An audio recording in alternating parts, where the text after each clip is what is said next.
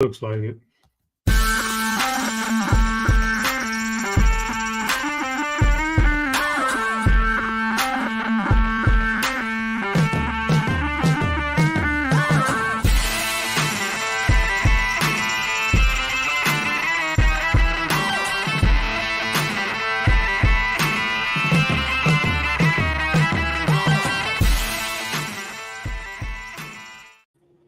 What is up, RotoGrinders? 5:30 starts. It's still 2 hours of nonstop NBA DFS conversation taking you straight up to lock because lock tonight is 7:30. That's the reason why we're coming on late. Crunch Time will be jumping in later as well. I believe around 6:45, 6:50. You get Taylor Smith, you get Will, the Chief, and you get Roth, Chief Meteorologist Kevin Roth, holding it down, taking you guys straight up to lock. Until then, you got myself, Kid Yahoo, Kirkwood, you have a Chopper. He had that mic check. He's good to go. Speaking of Chalk, you guys were talking about a little bit of college football pre-show. I did see a note, apparently. Shout out to the Scores and Odds team. The last 2 days, not including today. I don't know what's happening today. But the last 2 days, apparently they're 9-0 against the spread. So that seems really hard to do. I don't know, Chop, if you were a part of that, but shout out to you if you were. Yeah, congratulations and welcome, Chop. What's up? How's Thursday treating you? So far, so good, Dean. So far, so good. Doing well. Watching a little college football, having a little bit of success, man. After a rough few games there, but it's starting to fall into place now. And yes, Dean, that was a good day yesterday for Scores and Odds for some of the college picks. But the 5 stars, the can't miss, the lock of the centuries are still yet to come, Dean. Are they posted now? They may. Chop's up there. Chop's listed, and you already missed one. It's got about what 7 points of closing line value already. I missed 7 points. I posted some on December the 4th, Dean, and I've gotten about a touchdown CLV on a couple of them. So gotta get in early, Dean, or you missed the train. You know what I'm saying, brother? I'm afraid I'm gonna get in early, and all my guys are gonna I'm good. I'm not gonna get hurt. I'm gonna go in the portal. I'm just afraid of that. So maybe that's a bad move by me. So maybe you're onto who's going to be moving, who's not going to be moving. That's why we pay the Scores and Odds team the big bucks, because they're ahead of the curve, Dean. You just trust them. You ain't got to worry about nothing. All right. I'm just pulling it up now. Let's see. You got to take in Alabama. You got to take in Oregon. Whoa, brother. That's behind the paywall. I just said you have takes. I didn't say what the take was. Just you have a take. You can't give it away on a free show. You can give them a taste. Give them a taste. Not only that, Dean's mush powers may have those are infected. Those plays right there have now been infected. I don't know if they have the vaccine, Chop. Oh, are we going to talk about Miguel Bridges a couple days ago? Yesterday I would see a totally different conversation. I hit that yesterday. No, but I was saying supposedly I mushed Bridges to miss 4 free throws. Remember you're saying this? Do you recall? Oh, okay. Conversation a couple days ago. Yeah, that's a fact, but of course. I had the ability to make him lose. Missed 4 free throws, 85% free throw shooter. We had the over on his points. I think he was 1 or 2 shy, whatever it was. Doesn't matter. DFS tonight's Kirkwood. Man, it's a wild one because we have a lot of players either out or questionable, a lot of big names. Luka, we know. No Luka Doncic. That one we kind of called yesterday, by the way. Shout out to us. We were talking about, he's going to play the front half, not play the back half. Your Celtics are 17 and a half point favorites tonight versus the Pistons. So Jaylen Brown's not going to play basketball. Tatum, I guess he's expected to play. I'm a little bit surprised Horford's playing because it's the front half of a back-to-back. I thought maybe they'd rest him tonight, let him play tomorrow against Toronto, but it appears it's probably going to be the inverse of that. Midday downgrade for Tyrese Haliburton. He's got a back, so he's questionable. Midday downgrade for Anthony Simons. He's ill, not feeling particularly well. He had the fish, so he's questionable. My Miami Heats are pretty wounded as well. Lots of Heat players. Lowry is out. Butler is out. There's several more I'm missing. I think Martins is out. Charlotte is beat up. Brandon Miller is questionable. And a lot of this stuff is late, too. It's kind of a backloaded slate, right? 7:30, 1 game. 8 o'clock. Okay, we got 3 games at 8 o'clock. But then 9 o'clock, a game. And then we have 3 late games that will be San Antonio, Portland. My Heat versus the Warriors. And the Hornets versus the Lakers. LeBron and Davis are both questionable. They're kind of sort of always questionable, and they kind of sort of always play. They're also massive favorites, but I think the plan is I'm just not going to play two of them, and I'll save a space. I think they're both going to play, for the record, just because they almost always do. But just kind of being aware of that, and just kind of being aware of avoiding putting yourself in a tricky situation. One team in the back half of a back-to-back, that is Dallas.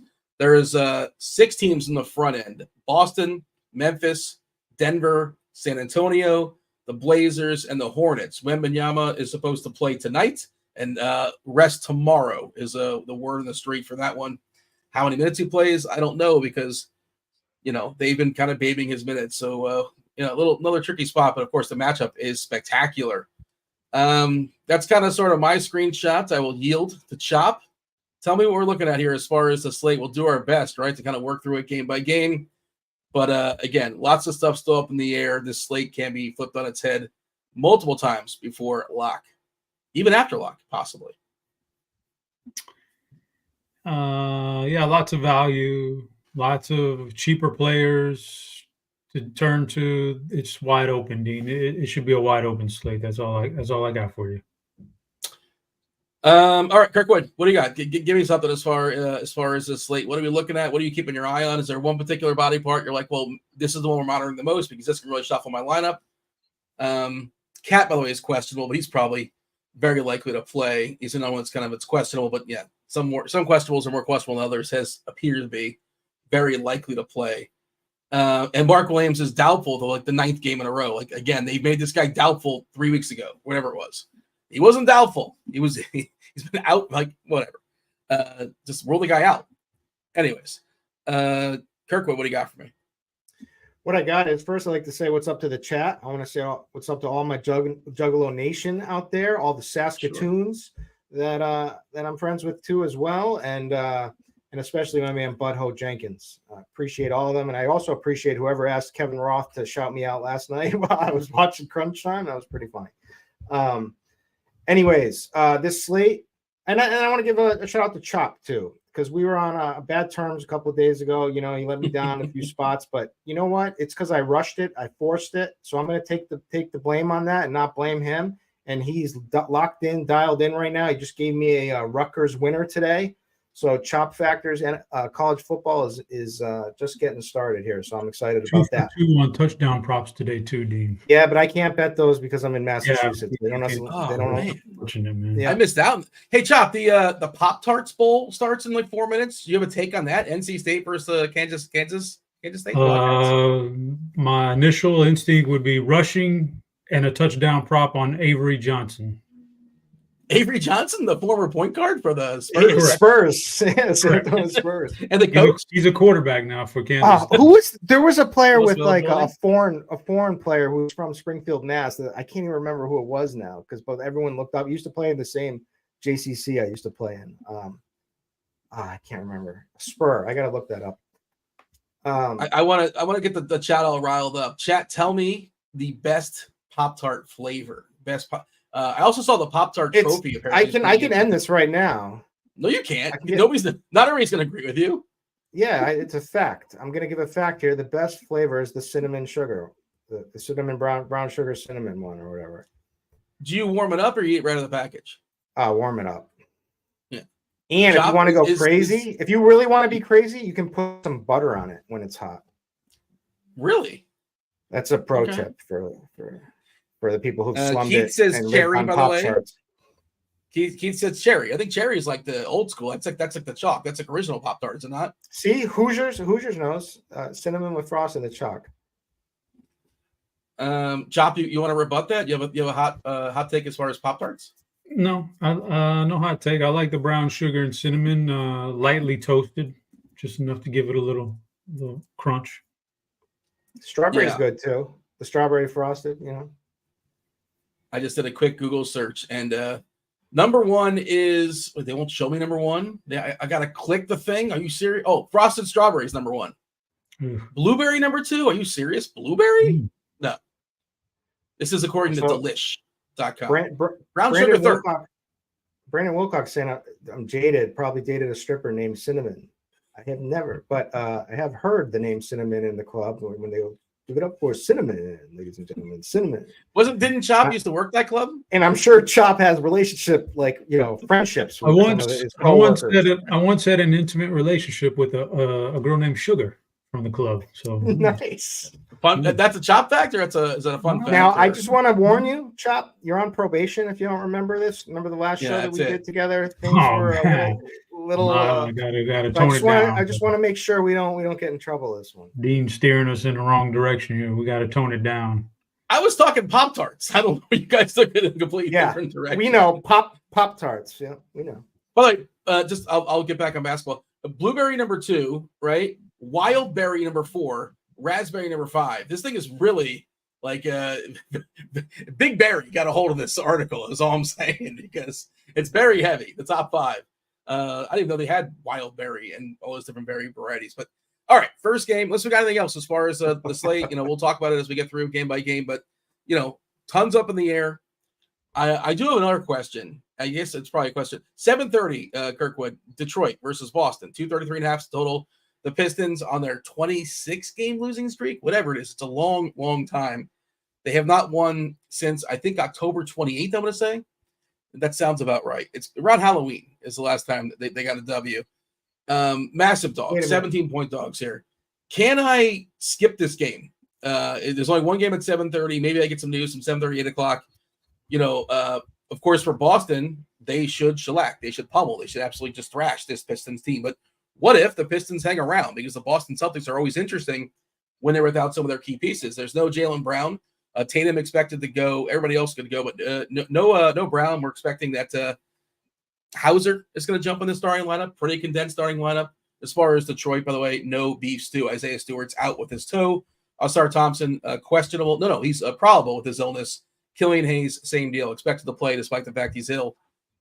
First question here, Kirkwood, is are you okay with not playing this game? I guess that's probably, I think, a last question as far as this game, but at the top, have you considered just not playing the 7:30 game, depending on just rooting for other stuff to fall later? Is there something you absolutely have to have here?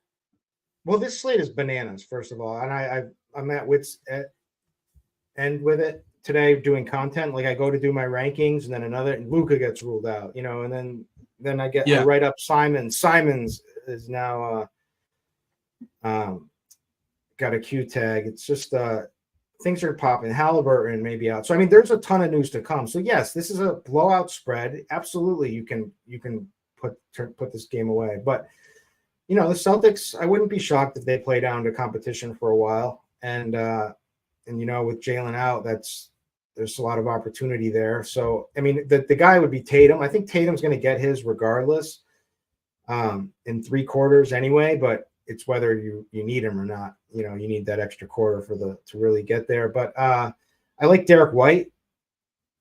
But I can fade that game. You can hope, then we're going to potentially get Haliburton news. There's John Morant is Q tag too. It's just this slate has just gone crazy today. Yeah. Tatum, by the way, just getting no ownership at all, which is makes it really, really intriguing. The most popular play as of right now, we did just get a refresh as far as ownership, 538 on the lineup HQ. So feel free to give that a refresh if you guys are playing at home. As far as projections got an update about 20 minutes ago as well. So we're pretty up to date. This is going to change the closer we get to lock because more news will be sprinkling in. Pritchard is the most popular player right now at 16% ownership, pretty cheap, 23 minutes. And, he's got a chance to get some blowout run as well. White at 7-1 seems really appealing. 38-point projection. I like that a good bit. I'm happy with Holiday as well. Porzingis. They're all sort of different degrees of fine. But the Tatum one, if that's a true number, or give her even closer to 2% for Tatum against Detroit, I understand why it's happening. But that's pretty intriguing for sure. Jump in here, Chop, as far as your Boston Detroit take. When it comes to the Pistons, by the way, ownership wise, just nobody's getting anything. Jalen Duren is the only guy, about 4 or 5%. Bogdanovich getting 1% or 2%. But that's about it. Maybe we saw Ausar jump in the starting lineup, but you never really know. Cunningham was spectacular last game and good for him. He scored 36 or 37 points in the second half. I felt bad because Detroit announcers were like way into the game. I was watching the game. They really want to win. They just want to get a W. And it was close. They were in it to the end, but they did falter in the last minute or so. But yeah, Chopper, Detroit and Boston, what is your read? Yeah, it just it kind of opens a few things up that you really didn't need, as far as Jaylen Brown being out. Like, what do we, we already had enough value, but just in case you wanted some, I do think Derek White becomes a good play now. Peyton Pritchard is playable. Yeah, I don't think I'd touch the Detroit guys. I don't think they're very, very appealing here in this spot, even without Jaylen Brown. But the defense is still tough for Boston, so I don't think I want Detroit. They're playable, but I think the two that stand out for me are Derek White and Peyton Pritchard, with Derek White leading the way, who's probably just a bit underpriced now with the Jaylen Brown news, and he's not cheap, but he's underpriced. So that's kind of where I'm at. And then, no, I don't think I don't think this is a game I think you're probably best served to let this game go off the board and keep all those roster spots open, assuming that's kind of a thing you want to do. And then, and then you have all kinds of wiggle room for the late news that's going to happen. I would say if you're playing Cade, like I would play probably at least one, if not two Celtics with him, because if he's going to have a big game, almost definitely it means like this game is close. And then, the rotations will be pretty tight for Boston. So that's sort of a thought process I have, but I don't think I'm doing that. Fired up the Court IQ, by the way, the biggest bump as far as fantasy points per minute. White we're talking about. So usage, 6% bump for Tatum. That's awesome. This is without Jaylen Brown kicking him off the court. White gets a 5.6% bump in usage. Holiday, 5.6% bump in usage. It's all really good. DK fantasy points per minute. White gets a bump of 0.3 fantasy points per minute. 148 minutes, all the way up to 1.38 fantasy points per minute in that sample. I don't know if that's going to continue going forward, but even if it's like 1.25, 1.38 is phenomenal. That's like close to superstar level. So it's higher than Tatum. Tatum's 1.37. Drew Holiday 1.07. Porzingis 0.98. Horford 0.93. I think White is the best play. And that's 7,800 on Porzingis looks kind of tempting to me. It's not 7,800. I don't know where you see that. 70 I'm sorry, 7,100 for White. You said 78 for Porzingis? I'm sorry. I did say 78. Yeah. My apologies. You're I like him too. But again, I also like the idea of waiting. I don't want to get too married to this game. I might just plug in White and move on. Not sure. But then I like White. White's my favorite. I like Tatum. I like White, and Zingis would be like a shot. But Derek White he's going to pick up a lot of the offense. I mean, he's good. CB's got a question in chat. Joker and Tatum as must or one or the other. Do you have to play one or the other? I don't think so. No. That's what he's asking, right, Kirkwood? Joker or Tatum as must or one or the other. They're very similar plays. What's the line on the Lakers as of right now? They're like 13-point favorites or so. It's a big number. Yeah, I mean, LeBron's coming off of a bad game. He might have a little extra in him. Do you think there's a chance there's a chance, but how likely is it that one of those two sit amongst the Davis and LeBron? Because they always get these fake Q tags, but it's Charlotte. So maybe they rest one. I'm conditioned to just pay them no mind whatsoever, but then it screws me like once in every blue moon, which could be tonight. LeBron is 9.8. Davis is 10K. So like if I'm playing LeBron, I would play him in the forward spot, and I would have $200 left over. I would just do that, just to get yourself covered, right? And don't play Davis in the center spot, right? You want to play them in the F spot or the utility spot and save $200. And that's the way to get away, protect yourself just in case. I mean, I would be floored if they're both out. That would be like shocking. And if they're both out, terror is here, I suppose, is what you're doing.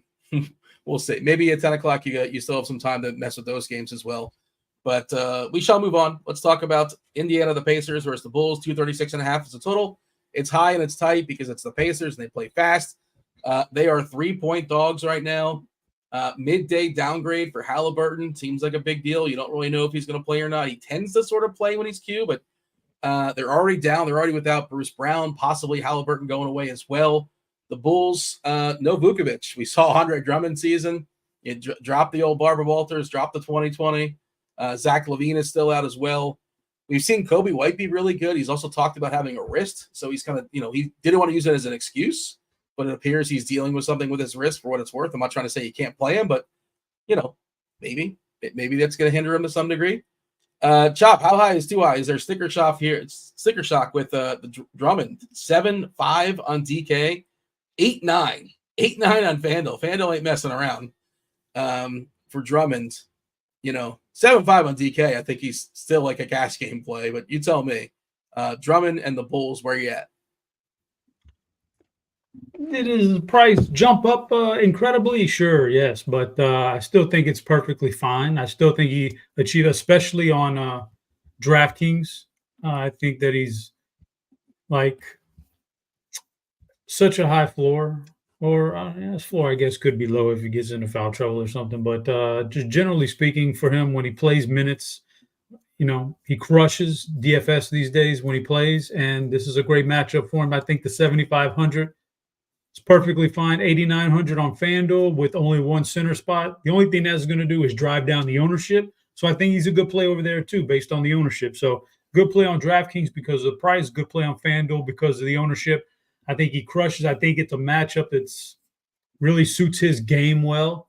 He's not a skill player necessarily. He is an athletic guy. That's how he gets his points, and he should be able to use that athleticism in this kind of a matchup. So I like him a lot, and I'll follow that up with DeMar DeRozan. I think he's a great play for the same reasons with the matchup. It should really suit his mid-range game and free-flowing and getting up in it. Kobe White also. So, yeah, I think this is just a generally solid game for these guys to play. And the big question will be, who do you run it back with if you're going to game stack this? Because I think the game stack is very viable, and that's what you got to ask yourself. Do you want to go Haliburton or Turner or Jalen Smith?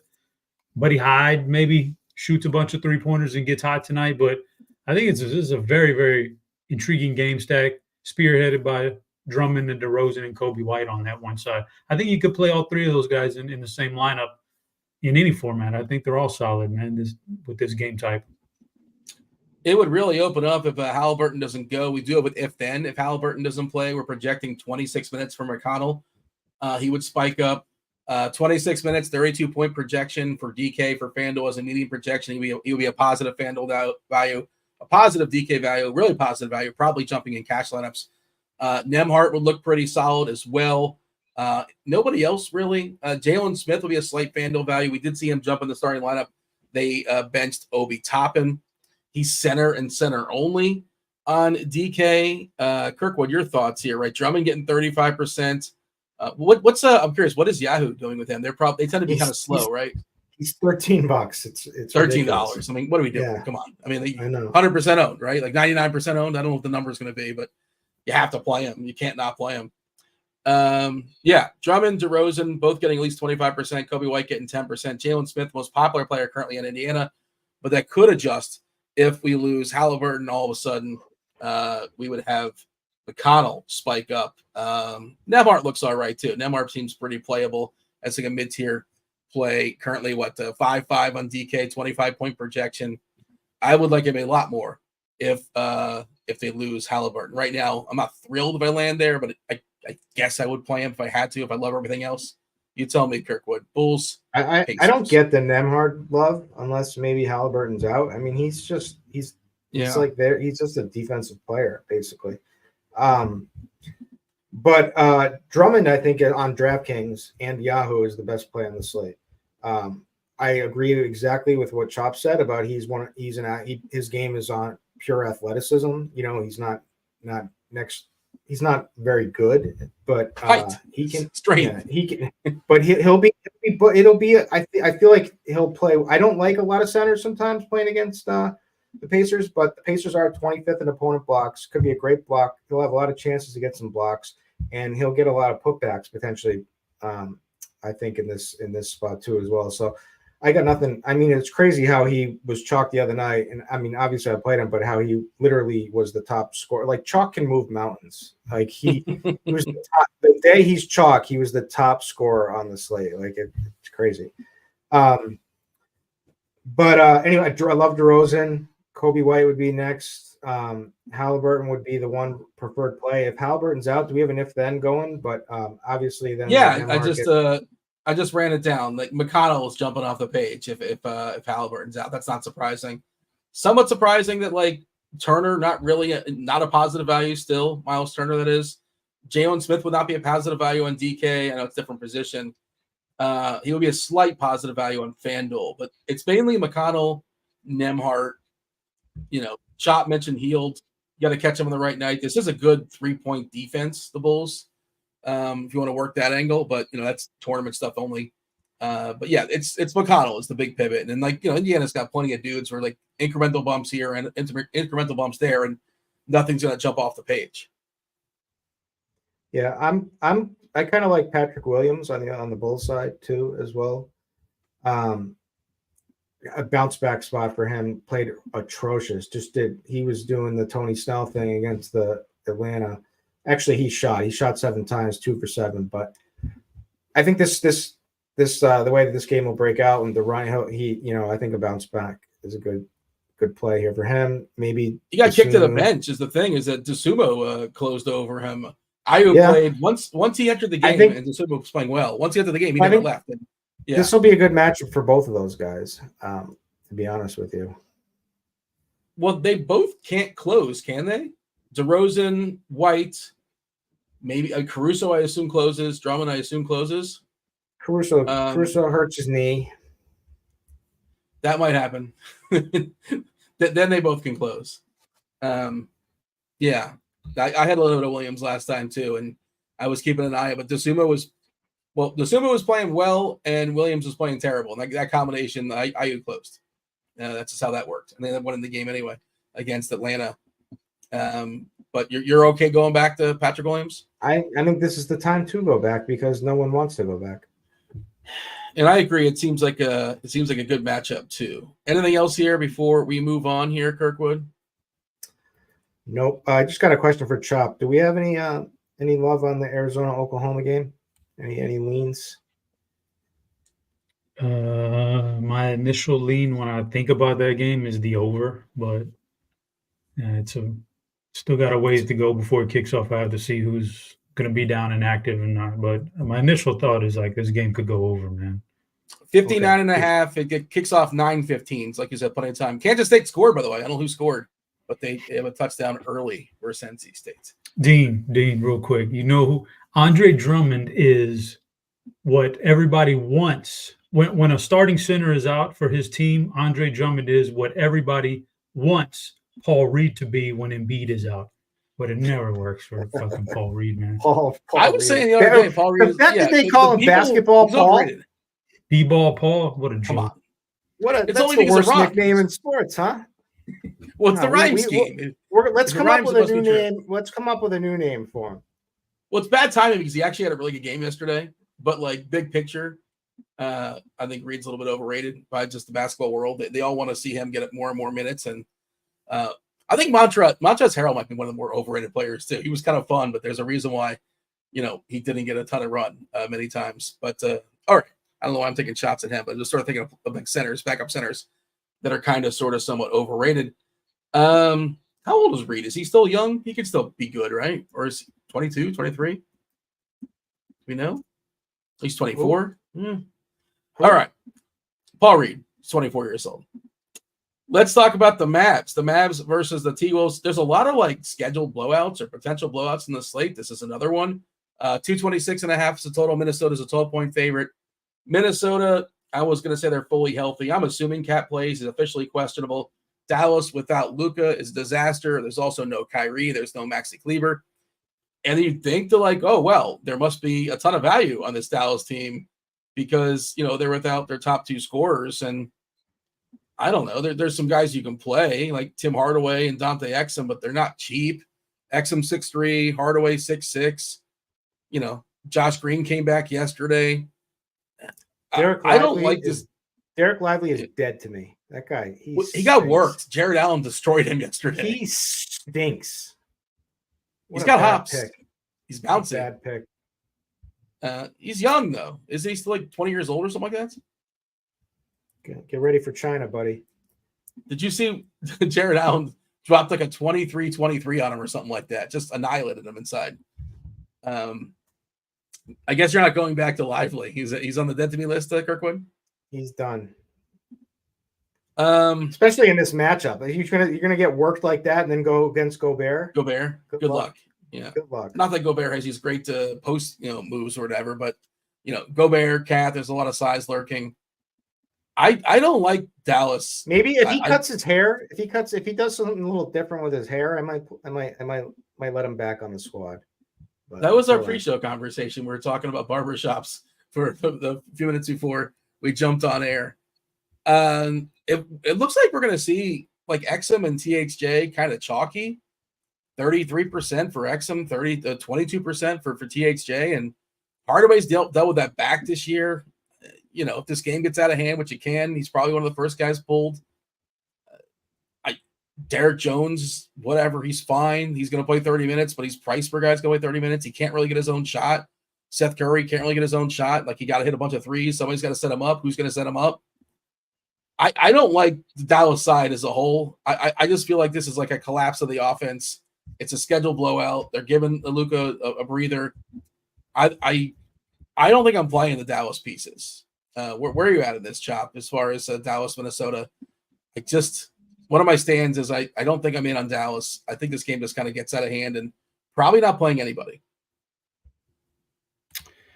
Playing anybody. That's a tough one to say. I don't know if I'd say not play anybody, but I think Exum has shown that with Luka not playing, he's been really good this year. I don't know what happened to him.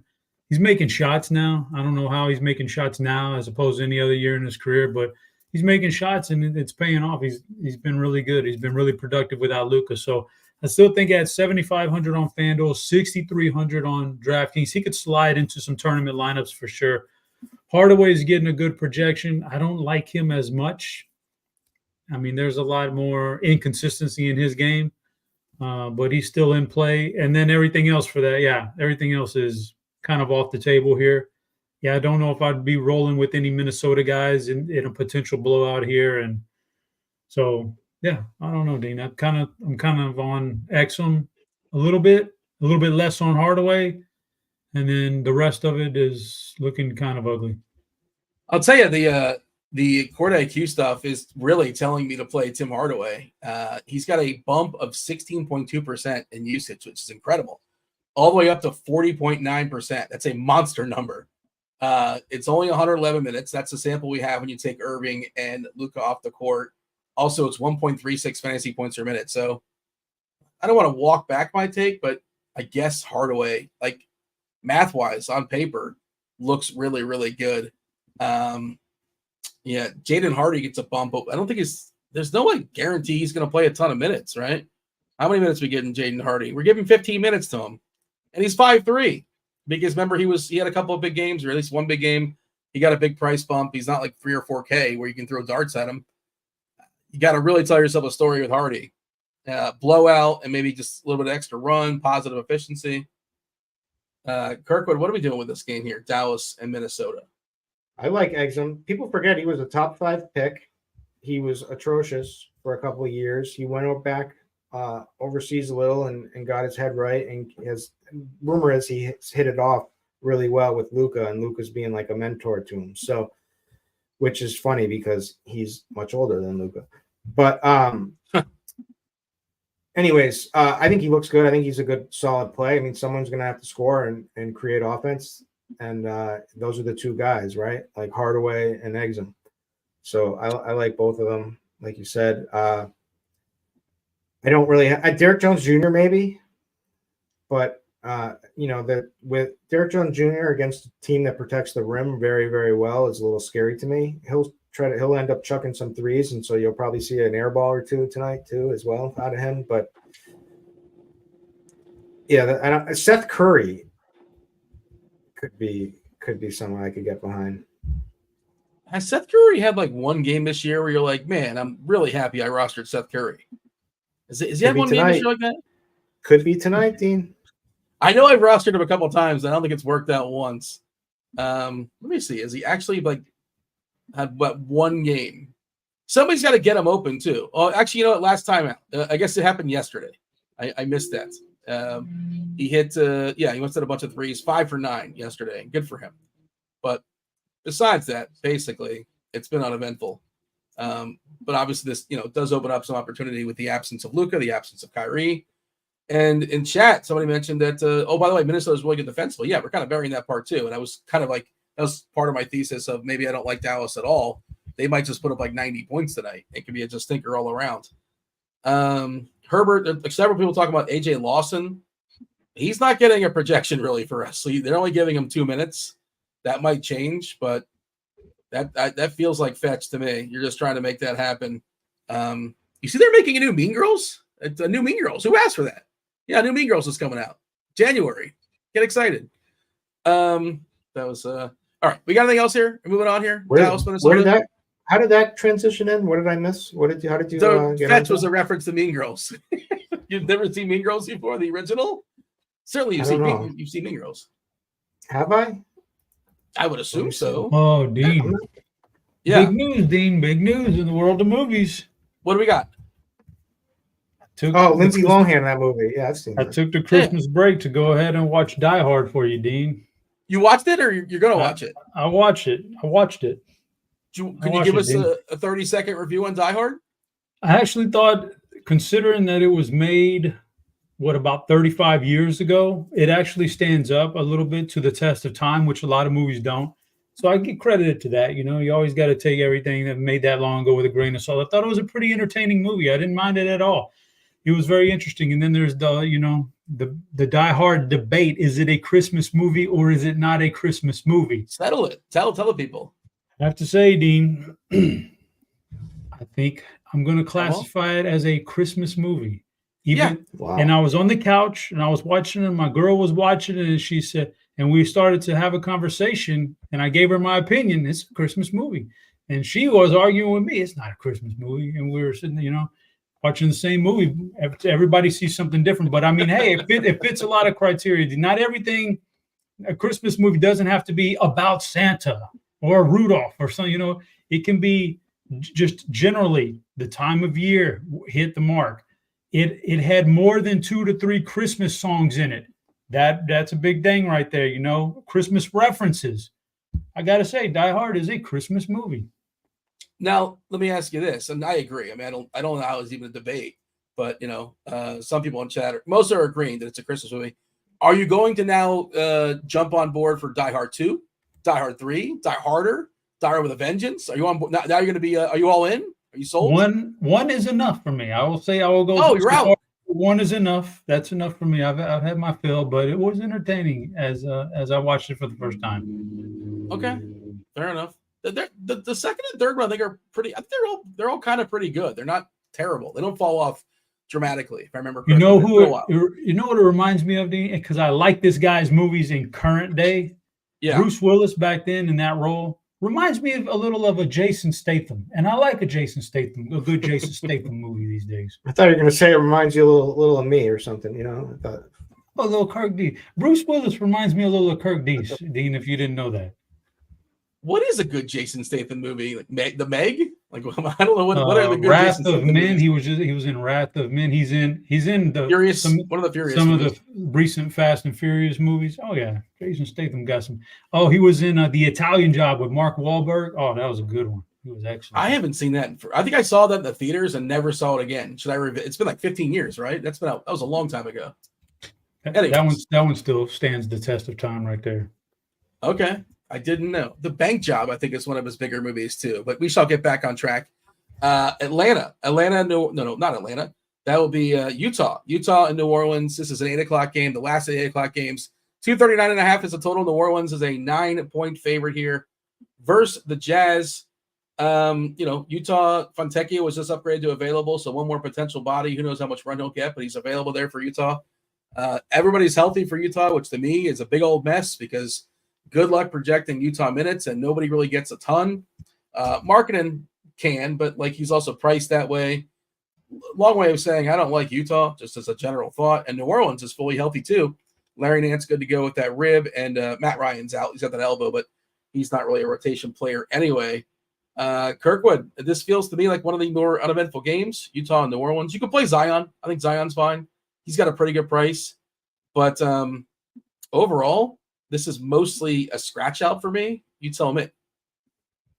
Yeah, Zion's the guy that I would play here. He's this is the third best matchup for power forwards. He's the guy he could go to work on this team if he can keep his stamina up. So other than that, I don't really have any interest. Brandon Ingram or CJ can always be played for sure, but I prefer Zion first, then Ingram, then CJ. Yeah, you're right. Laurie would be the guy, but with everybody back now, this kind of seems like a bad spot to be in, especially with all these other games that even more value could open up. Derek in chat says best Mark Wahlberg movie is Departed. That's the second best movie because the best movie, of course, is Boogie Nights. Maybe we'll do some Mark Wahlberg movie power rankings, but Boogie Nights. That's a top 5 like all timer. Philip Seymour Hoffman crushed it. Scotty's incredible. The cast, Don Cheadle. Don Cheadle was excellent. It's so good. One of the most rewatchable movies. What was your favorite part in that movie? I have one. I'll tell you mine first. Mine's the little kid with the firecrackers. I love that scene. Yeah. Yeah. But I'm sure. What's your favorite part? The very last scene of that movie. If you remember what it is. What in the world? To be honest, the opening is incredible. It's like a 5-minute not cut that they show every single main character pulling up to the club. I saw a thing on how they recorded or how they did it. It took like 7 takes or so, but it's spectacular how they did it. Paul Thomas Anderson is just one of the greatest directors of our time. But we shall get back on track. Let's chop. I'm sure you have a thought too. But Utah and New Orleans. This game to me again mostly uneventful. Ingram's fine. Zion is fine. The Utah side for me is a cross out. I'm not playing Utah. Enjoy it if you want it, but that's not for me. You tell me, Chop. Am I wrong? Are you with me? I don't have anybody highlighted from this game specifically. There's nobody that I'm stretching out. These are guys that if down to my last roster spot or two, maybe they make it because they just fit the salary and they've got a high projection. But otherwise, this is not something. The New Orleans guys healthy, all getting a decent projection. That's fine, and the Utah guys don't jump off to me either. And who's the best Utah guy? I don't know if it's a backcourt guy or a wing. He's probably going to get the Herbert Jones treatment, so I'll pass. By the way, right on cue, Cat is in. We were just talking about Karl Anthony Towns. As expected, he is going to play. Let's see if we got an update. Who is Amari Cooper? Amari Cooper's in. Okay, yeah. I bet some Elijah Moore overs. Hopefully that still shouldn't hurt him, I guess. The number was just so low. Do you guys know anybody who's never seen the movie Office Space? Apparently in chat, Bobby Gomes, he's never seen Office Space before. That feels like a required. Have you ever met someone who hates their home team because of parking? And once again, that's Bobby Gomes. Both of those. He buys an apartment right next to the arena, and he's shocked. Oh my God, people want to park here. I never saw this coming. That was not in the brochure. Okay, let's move on from Utah and New Orleans. Still got 4 more games. Crunch time coming about a half hour or so. You got Will and Taylor and Roth. Do hit that like button. Do subscribe. Turn on those notifications. Do all those things. If you turn notifications on, you'll know when the RG show goes live tonight for football, which will probably be around 7:30, 7:35, right after lock, essentially, for basketball. I'm guessing they're going to transition really, really quickly to talk about tonight's slate. Actually, Chop, are you doing that? You do that show sometimes. Are you doing the Showdown slate tonight? What is it, Thursday? Yeah, I probably am. I haven't checked the schedule, but I imagine I'm on that thing. I imagine I'm on that thing. You and Squirrel or you and Murr? On Thursdays, it's usually me and Kyle Murray. But, I got to check it. I'm pretty sure I do it. But, should be an interesting one, Dean. And I would say also something I was going to say in chat, but I forget what I was going to say. So we can. TJ says it's you and Stevie. Apparently, you're doing a show with What? Stevie. What? Who? My God, that's Stevie's music. Is it Stevie, the guy, the Florida guy? Florida with the Stevie? with the beard. He's got the more. He's Wow, got the podcast. I didn't know that. I gotta check. I gotta start checking these. Kyle must have bailed out for the holidays. I don't blame him, man. It's tough. It's tough seeing. Well, Squirrel won 100K last night. I don't know if 100K matters to him or not, but he won 100K last night. Maybe he took the night off. I don't know if he was. Is that the best DFS player in the world? Easily, right? Like he's really good. I don't. Yeah, I have not done power rankings, but he's very very good. He's phenomenal. Yeah, just another 100K for Squirrel. Shout out to him. But Memphis, let's talk about the Grizz and Denver. 224.5 is the line here currently. Denver is an 8-point favorite, not very high, right? 224, kind of a low number. Not particularly tight either, 8 points. Ja is he's ill, so he's questionable. That's a big deal, obviously. You know, Derrick Rose is still out. They call him week to week. Santi Aldama also questionable with an illness. Doesn't really matter unless maybe Ja is out, and then things will open up. The Denver side, Reggie Jackson is out with skin, and Aaron Gordon's got that dog got him. That's terrible. Apparently, it was a dog bite of some sort. He's got some lacerations from a dog, so hopefully he's all right. What's the story with that? I don't know.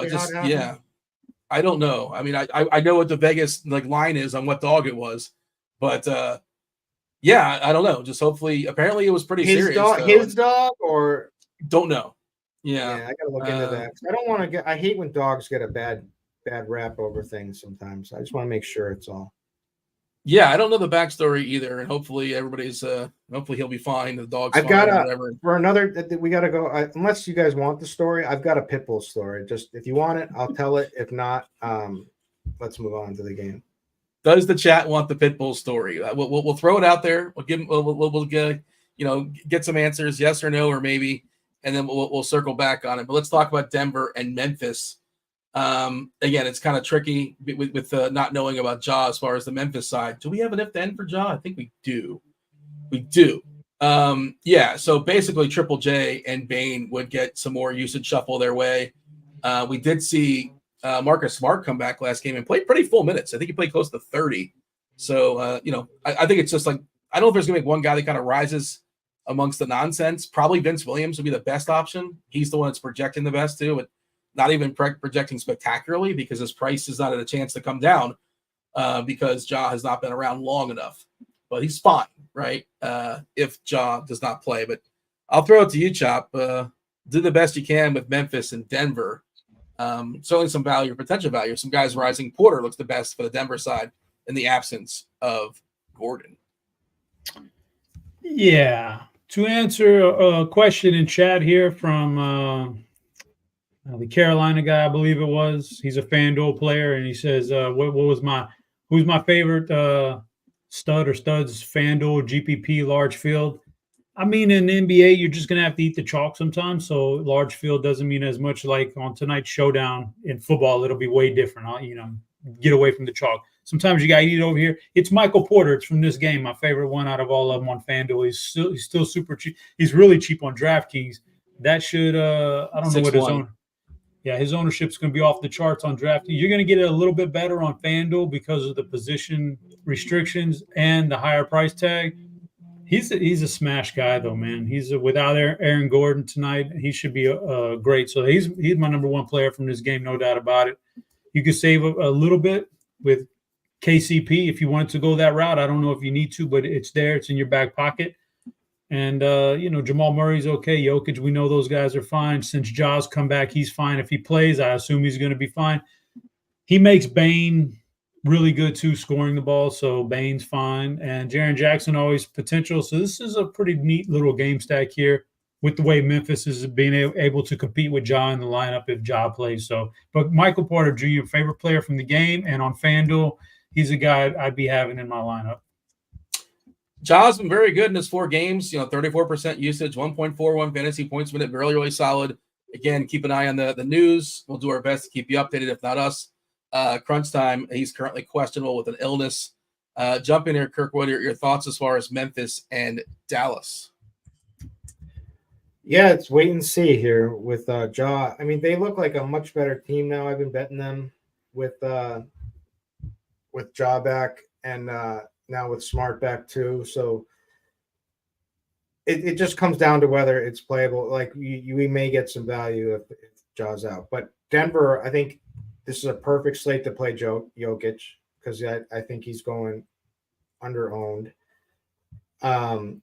I think he could absolutely smash in this spot. I think Michael Porter Jr. is a great play like Chops. I think Jamal Murray's a good play. I even think Jaren Jackson Jr. is a good play tonight, but it's kind of wait and see with the Ja news. Let's see. In chat, they're saying it's Peyton Watson season, according to Rod. So I feel like Rod might be the same guy to try to make Lawson happen. He's really trying to make these cheapies happen. Lawson, I don't think it's going to happen, but I think Watson's got a path, right? We're giving him 23 minutes, 17-point projection, 3.8K. If this game gets ugly, better chance if it does. A better chance of it getting ugly if Morant happens to sit. But I don't hate Watson. Is Justin Holiday really going to be like? No. Well, he's no. We've had this. So yeah, it's like a 14-point projection, and he's 3.2K. And sometimes just the way we've talked about this a lot ad nauseum. I'm sure that people hate it now. But like some of the best plays are like 9 and 10K, and the way to get the 9 and 10K best plays, I'm talking like math best plays, not just like those are guys who are going to give you a bunch of raw point stuff.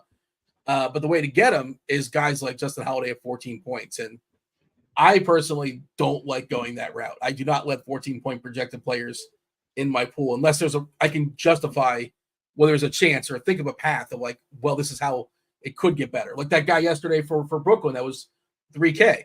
Like we talked about it. Well, there's a path. He plays like 30 minutes because Brooklyn's going to do some nonsense and shenanigans. I forget his name already, but he put up like 35 or 40 fantasy points, and I think he was in Scrolls lineup.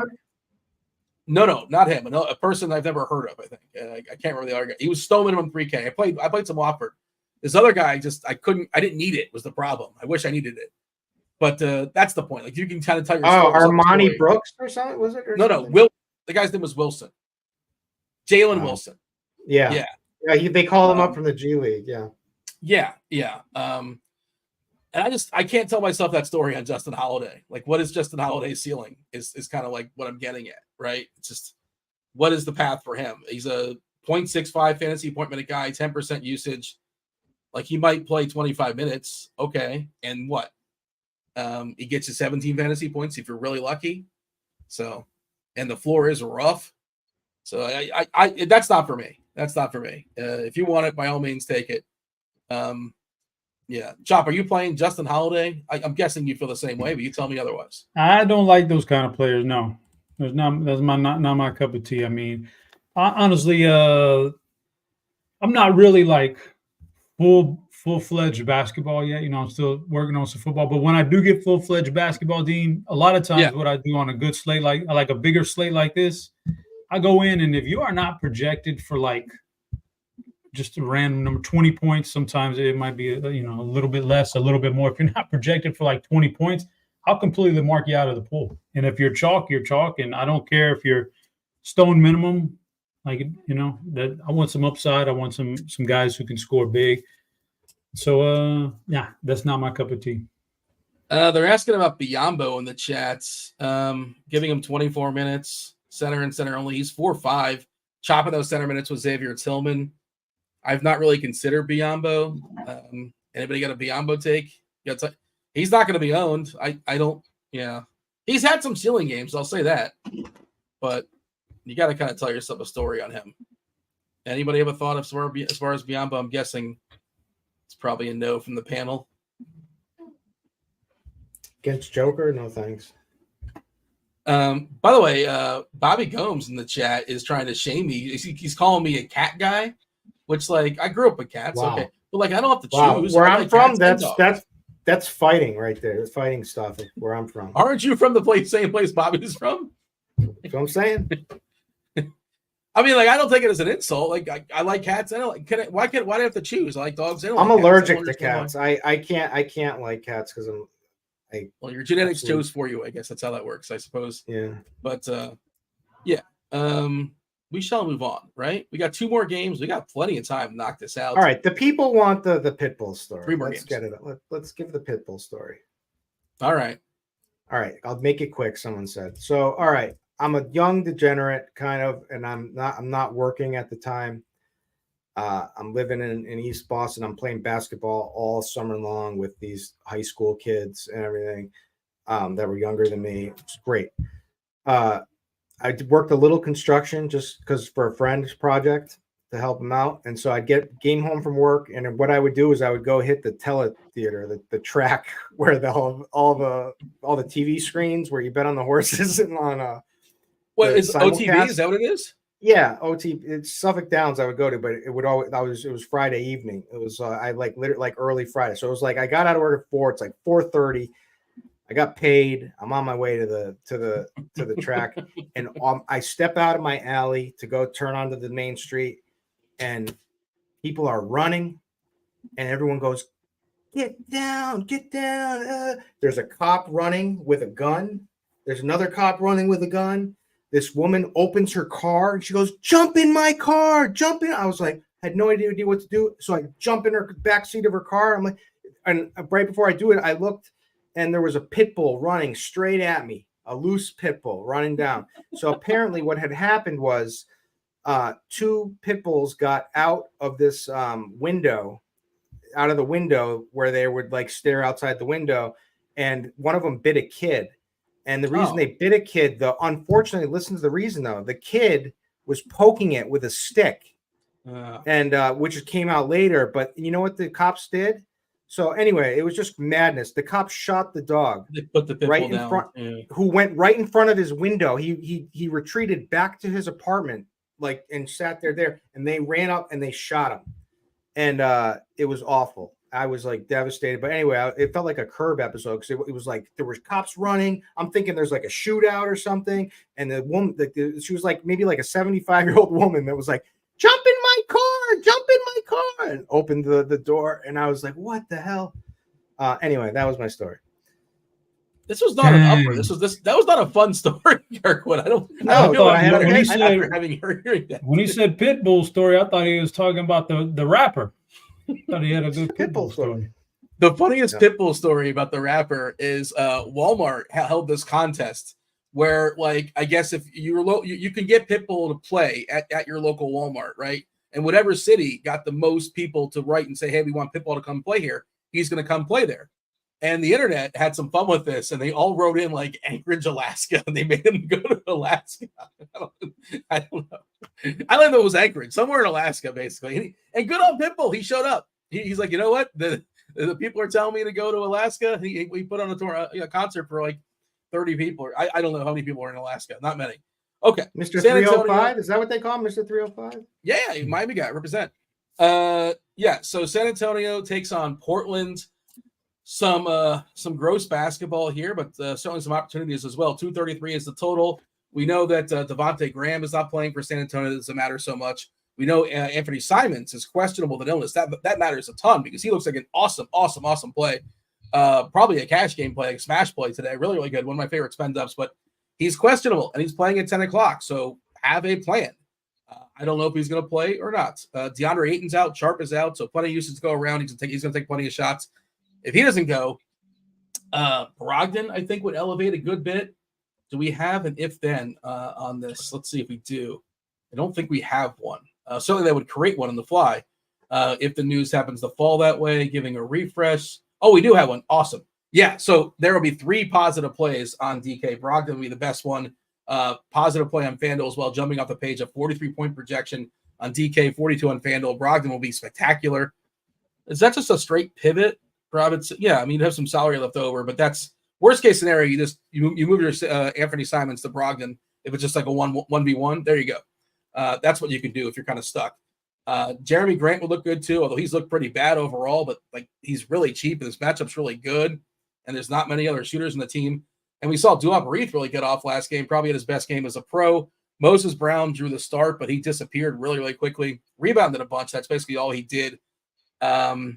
And the Wembanyama minutes is kind of tricky because his minutes are just kind of dicey right now. We're giving him 26. Can he get a few more? I suppose. Can he get a few less? I suppose. I don't know what to do with this, but and he's going to rest tomorrow is already the story. So maybe they give him a few extra tonight. Who knows what Pop's going to do? Kirkwood, what do you got? San Antonio, Portland. What is our read here? Yeah, I'm bummed because Anthony is the best play on the slate, in my opinion. If this game plays, the guy, he's the only high usage guy. Well, Brogdon will get his, but you don't have to worry too much about it. But it's going to be the Simon show, and he's pretty cheap on all sites for the usage level. He's going to have, you can pencil him in for 30% plus usage. It's going to be just like he excels in really easy matchups, like when he played Washington. That's what I'm looking for, is to him to have the same type of game here. I think it's the perfect matchup. It's the Spurs are like the top matchup for opposing guards. So I love him, but unfortunately, I don't really know. I don't have a take. Obviously the midday downgrade or the out of nowhere Q is scary, but I don't have a take on whether he plays. But like you said, Brogdon, you could just switch to Brogdon, and he'll be a good play. I think Duop is a great play. I think Vassell is a great play, and I think Wembanyama is going to smash. But he is certain. How many minutes do you play? You put a number on it. If his ankle's fine and he's good to go, then they let him play. Let him rip. Let's say. You think he plays like 30? Can he play 30 tonight? I would take 30 versus Portland. Yeah, and that's what you're hoping for. And if he does that, he should absolutely smash. Somebody in chat's asking about Skylar Mays. Skylar Mays is not projected for any minutes, but he's 3K on DK. I didn't realize that. He could be interesting. 3K on DK. Chop, this is a good conversation for you because you were just talking about not liking the players, that have a projection lower than like 20 or so, give or take. The tricky part is you probably need him a part of a 2v2 unless we get news. But we have him with an 18-point projection if we lose Simons playing 20 minutes. He's a pretty good fantasy point-minute player. We saw him earlier, and of course the matchup's pretty good too. That's, I didn't think of Mays. That really could be interesting. But you got to kind of build multiple pieces with him. Because you can't sit there with just Mays and nothing else, and Simon plays, you're dead. Yeah, Chop, your thoughts as far as this game, and I would definitely play, have Mays in my pool at 3K. I think he's got a chance to exceed 18 fantasy points against San Antonio. I don't know. I probably wouldn't play him still, Dan. If closer to a cash game, single entry maybe, but the big stuff I'm probably not playing him. Dewey Reith is really good, especially on DraftKings with that price tag. Probably wouldn't mess around on FanDuel with it. DraftKings looks good. I actually like quite a few of these Portland guys. I think Jeremy Grant is in a pretty decent spot here. I do like some Jeremy Grant tonight. Like Kirk said, if Simons plays, I think he's awesome. I actually have a lot of interest in Scoot Henderson with or without Simons tonight. I do like some Scoot Henderson, so I'm on a whole bunch of Portland guys here, not as much on San Antonio. I guess you could still always play Wemby at 8.7 on DraftKings, looks fine. 10K on FanDuel is a bit much. Yeah. 8.7 on DraftKings is good. You could play that route. He's always got that big time upside. And so a few of the other Spurs are okay. But I really like the Portland side here with Sharp and Aiden being out. I think it's a trickle-down effect, not just the front court guys. I think you get a little bit of extra something out of the backcourt guys too. I did run a court IQ, and I kicked off some of the key players. No Simons, no Ayton, no Sharp. The sample size is not huge. And I like the Scoot call, by the way. He's been playing better of late, and obviously, great monster draft equity. He scuffled out the gate, but people expect him to figure it out. Narrative Street, Dean. Narrative Street. He wants to stick it to Wemby tonight. What's the narrative? Like he was drafted. I read an article. Yeah, he thought he should be the number one draft pick. Come on. I mean, Dean, I'm just telling you what's in the article, brother. Was he the second pick or third? Where was Scoot taken? He ended up falling to the third pick. I believe it was third, right? Yeah.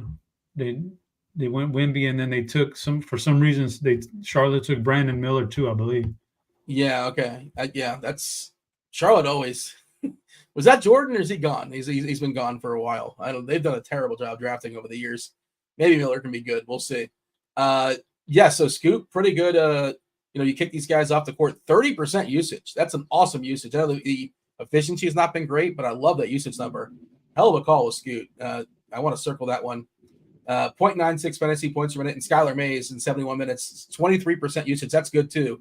0.93 fantasy points per minute. So if Simons doesn't go, it really, really opens stuff up for Portland. Yeah, with Sharp out, definitely. Yeah, and Ayton too. So like a lot of their key pieces. And the matchup for San Antonio, they have 118 team total. Let's move on, though. Let's talk about the Heat. The Heat and the Warriors, 231 is the total. The Heat are 6-point dogs here, 5.5-point dogs, depending on.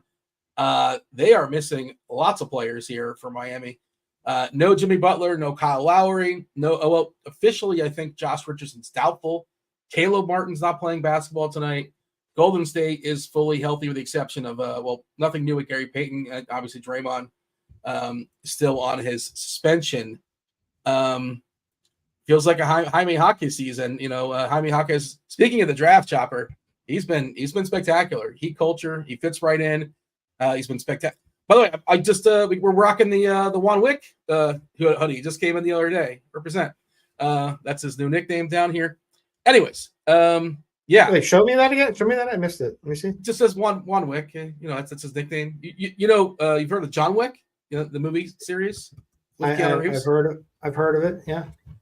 Yeah. I'm aware.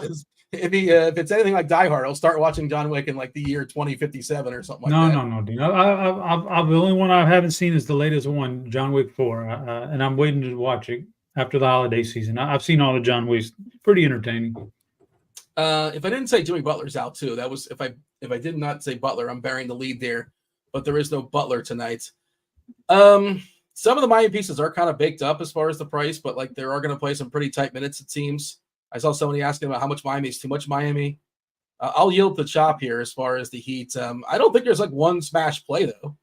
The way I'm looking at it, DK, the highest projected ownership player currently is Kevin Love, center and center only at 12%. Really? Yeah.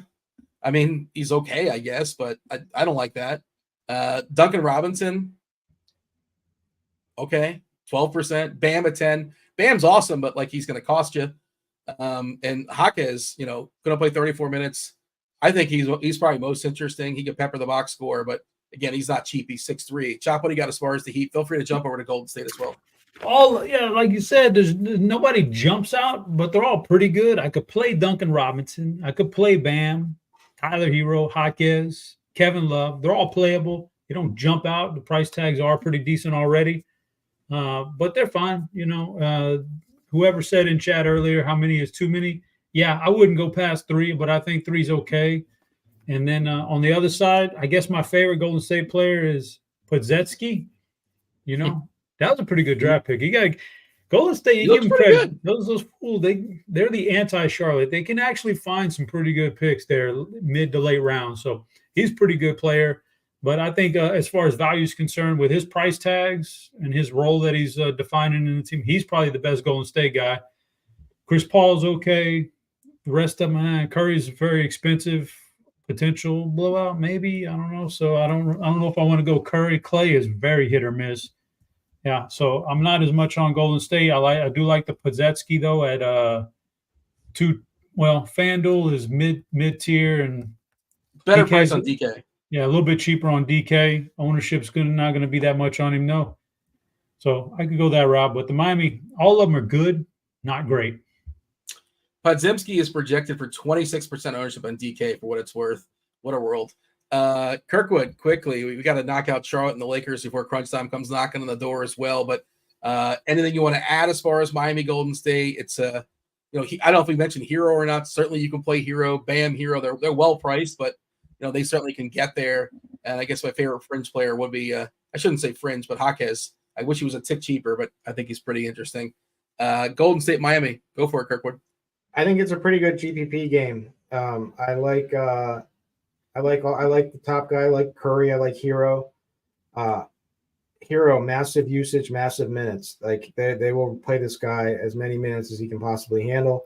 Same with Jaquez. So those would be the 3 Heat, and then obviously Steph or B-Pod, my man, who's just been excelling. I don't know how. B-Pod. What? We're going with B-Pod. Is that's his nickname? We're going with? That's his nickname. We shouldn't get on that again, but I don't think that's his nickname. Pretty sure that's not it. Let's talk about you got anything else? No, those are the plays. It's 5. Yeah. Charlotte and the Lakers, again, kind of the story of the slate, besides like several players being questionable up in the air. Haliburton, by the way, the update is no update. Of course not. Why would they give us one? He is questionable still with his back as of 2 minutes ago. One more scheduled blowout. That's the Hornets at the Lakers. 226.5 is the total. Lakers 13-point favorites. Officially, LeBron and Davis are both questionable. Unofficially, like they almost definitely play because they almost always play through these questionable tags. Cam Reddish also questionable. We know how thin Charlotte is. Mark Williams for the 19th game in a row is doubtful, and he's going to get ruled out with his back. Gordon Hayward, he's got that calf. He's old. He's out. LaMelo's out. Brandon Miller is questionable too. One of the cheapies I think that could be interesting in this game is Cody Martin. Just because Charlotte is so thin, especially if Miller gets ruled out. I don't know if I want to pull that, but I think it's something that I'm considering. I feel like this game blows out, but you never know. The Hornets players, they get paid too. Kirkwood, official take here. LeBron and Davis should both smash against this Hornets team. How long will they be allowed to smash for is the question. Yeah, that's a good question. I'd like to know when Charlotte arrived in LA. Were they there yesterday? Last night? Little LA flu action. If they went out, but because Terry Rozier is a guy who loves to party. But you know that from his Boston days? I used to follow him on Snapchat, and oh my God, this dude would get wrecked. So he would tweet out like I'm getting wrecked in the club or whatever. And that's how dumb he was. That's how dumb he was. Great idea.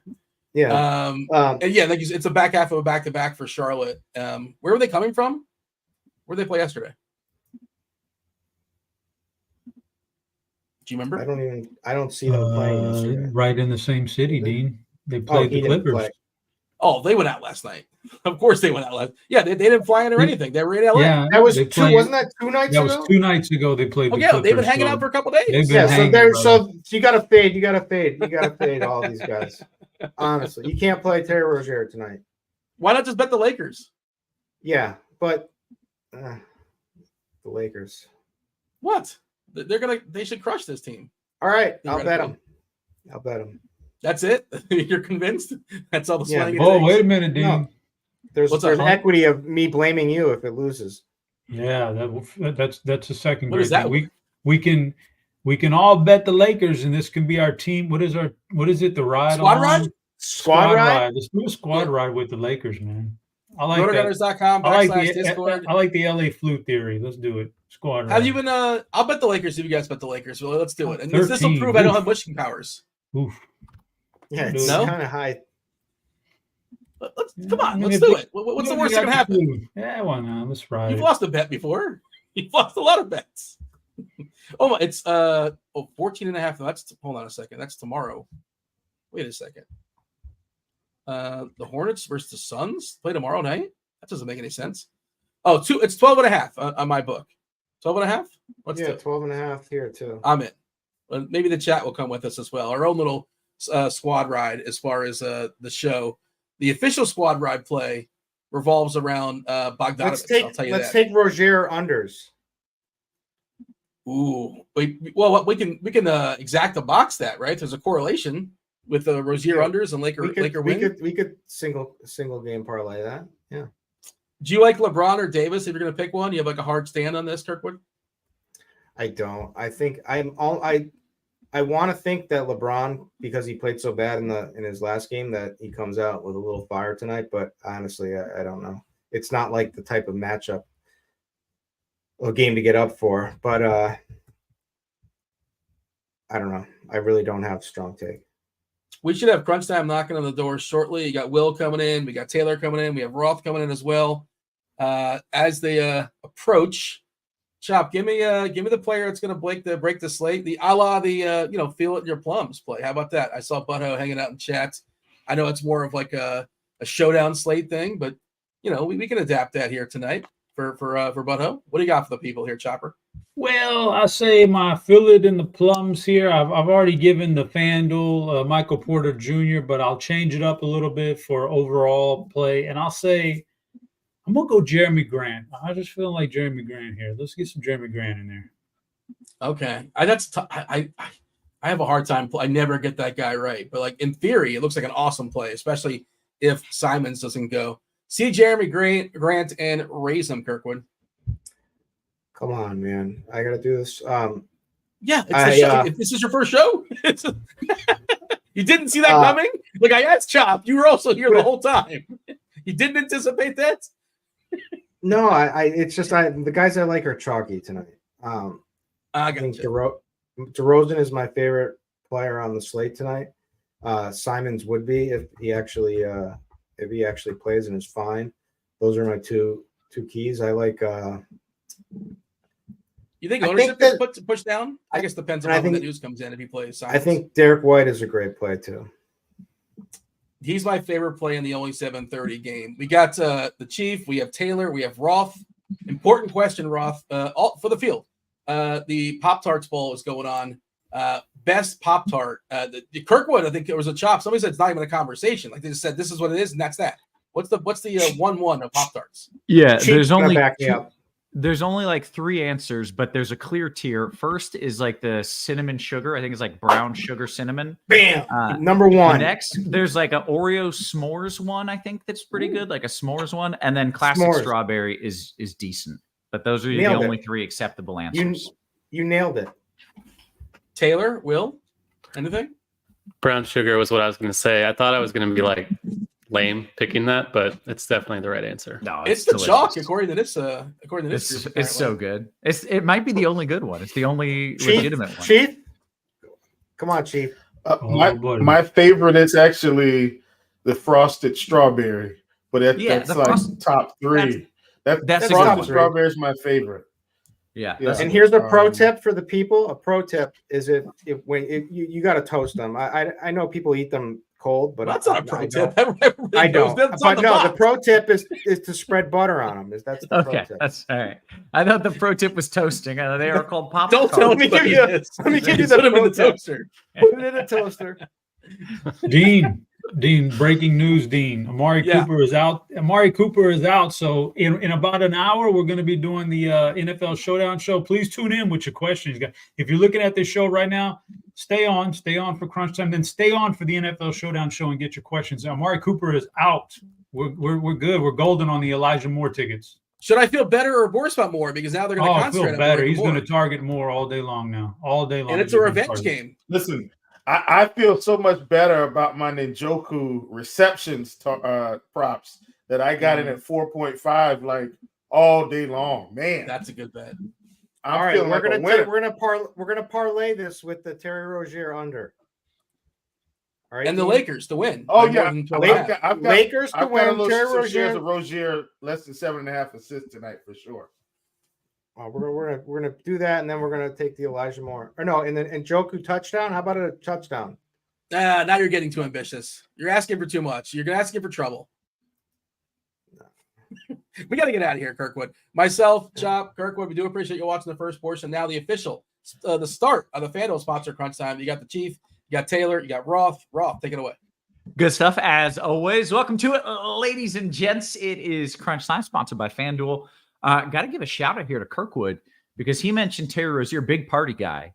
And so I Googled it just to see, what's on the Google. If you Google Terry Rozier partying, and I must say, initial Google responses, dude looks like he enjoys a good party. So I am in on the Terry Rozier unders just based on that call right there. But these guys can tell you a little bit more in depth about, whether or not it's actually a good basketball play. We got Taylor in the house. What up, Taylor? Not much. Glad to be back here with y'all again. I think the last time we had a show together was the middle of the day during the in-season tournament. So more normal tonight and should be fun. Yeah, and even tonight's a little odd because it's a late show, but it's still a 8-game slate. I think it's still a pretty big slate. So should be a pretty little solid slate. We got Chief coming in as well, helping us out with some tournament takes. What up, Chief?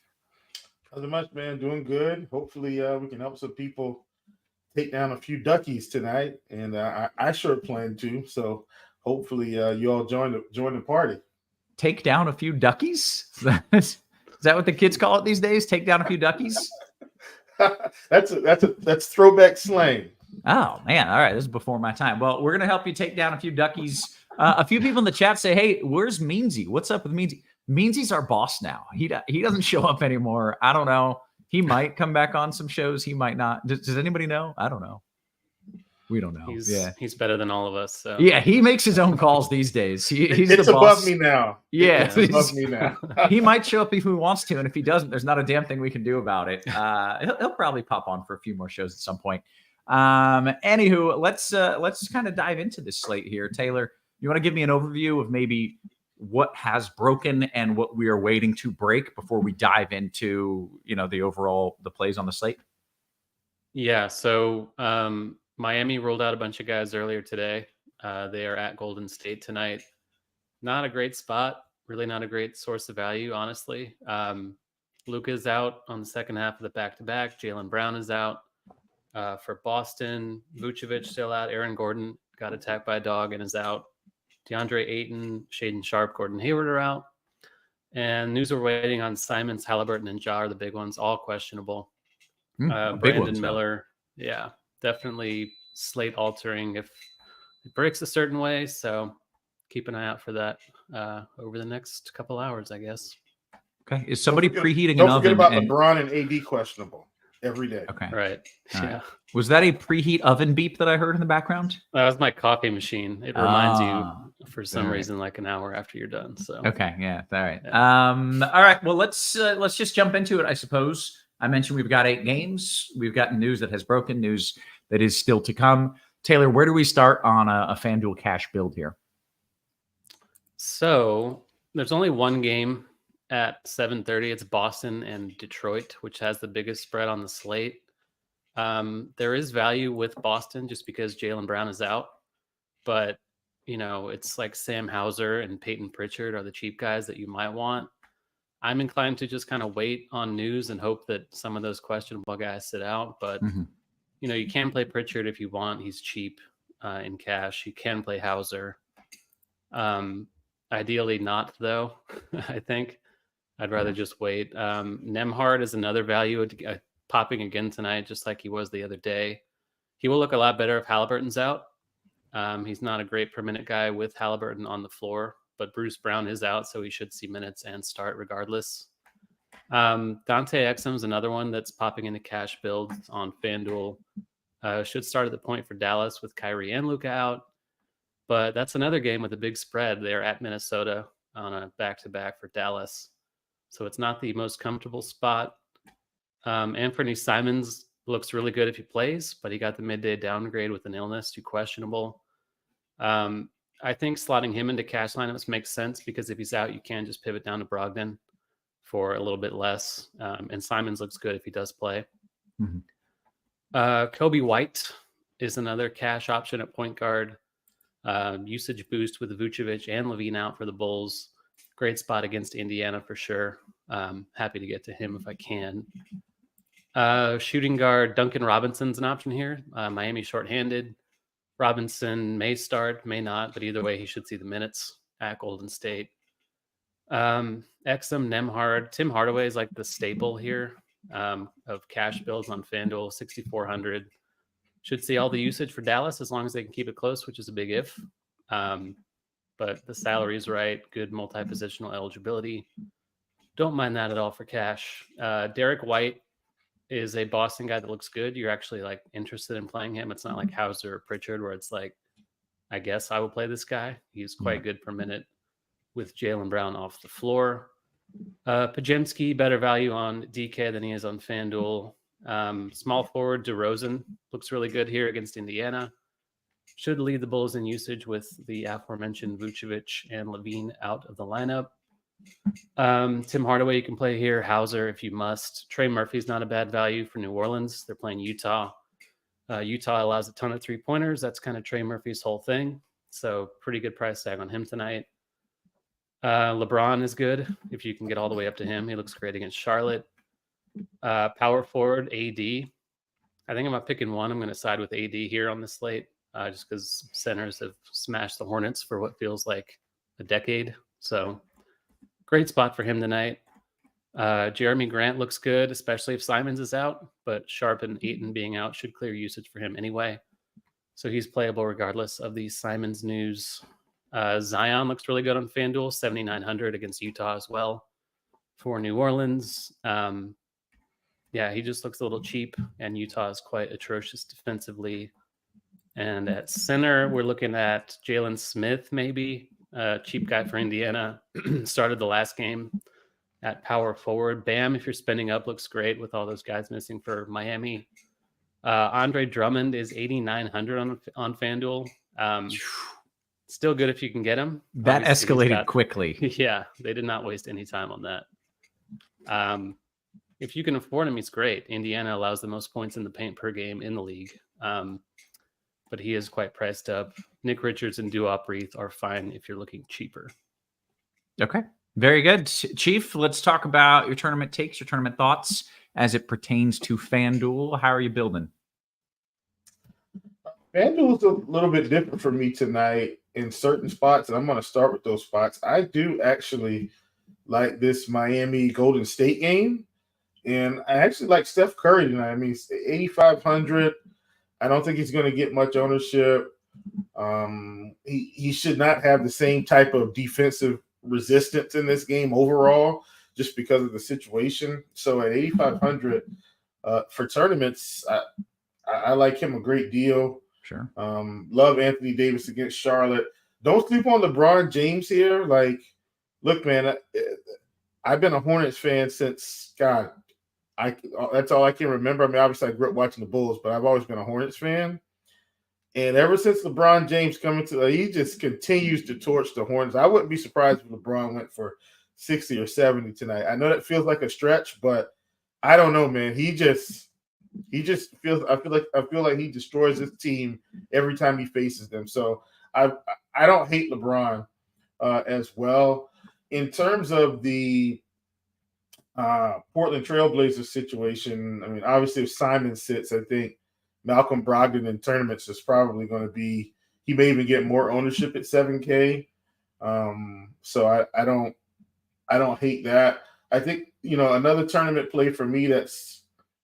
I don't want to call it all the way off the beaten path, but I just think these guys are going to get ignored facing a watered down Dallas team. A guy like Anthony Edwards at 9,500. Nobody wants to play him tonight, but he could absolutely put up 60.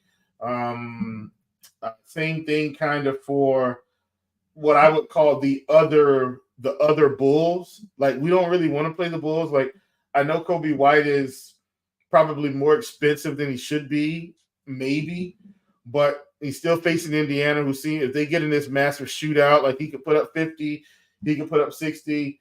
Same thing for DeMar, same thing for Drummond. Like, Drummond's not getting a whole lot of ownership tonight at 8,900, and I'm definitely willing to play it.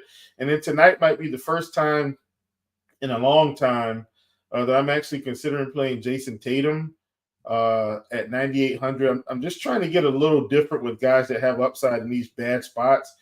I understand Detroit's bad. This is going to be their 28th loss in a row, I think it is, 27, 28, somewhere up in there. It's one of the two. I think this is actually 28. Is it 28, Taylor? Is it 28 tonight? They've officially lost 27, so this would be 28. Yeah. Like if I'm Detroit, I don't win this game. Just go ahead and lose it. Like, break a record of some kind, because you're not – whether you win this game tonight, it doesn't matter. Like, your team's still bad. Just go ahead and get in the history books for something.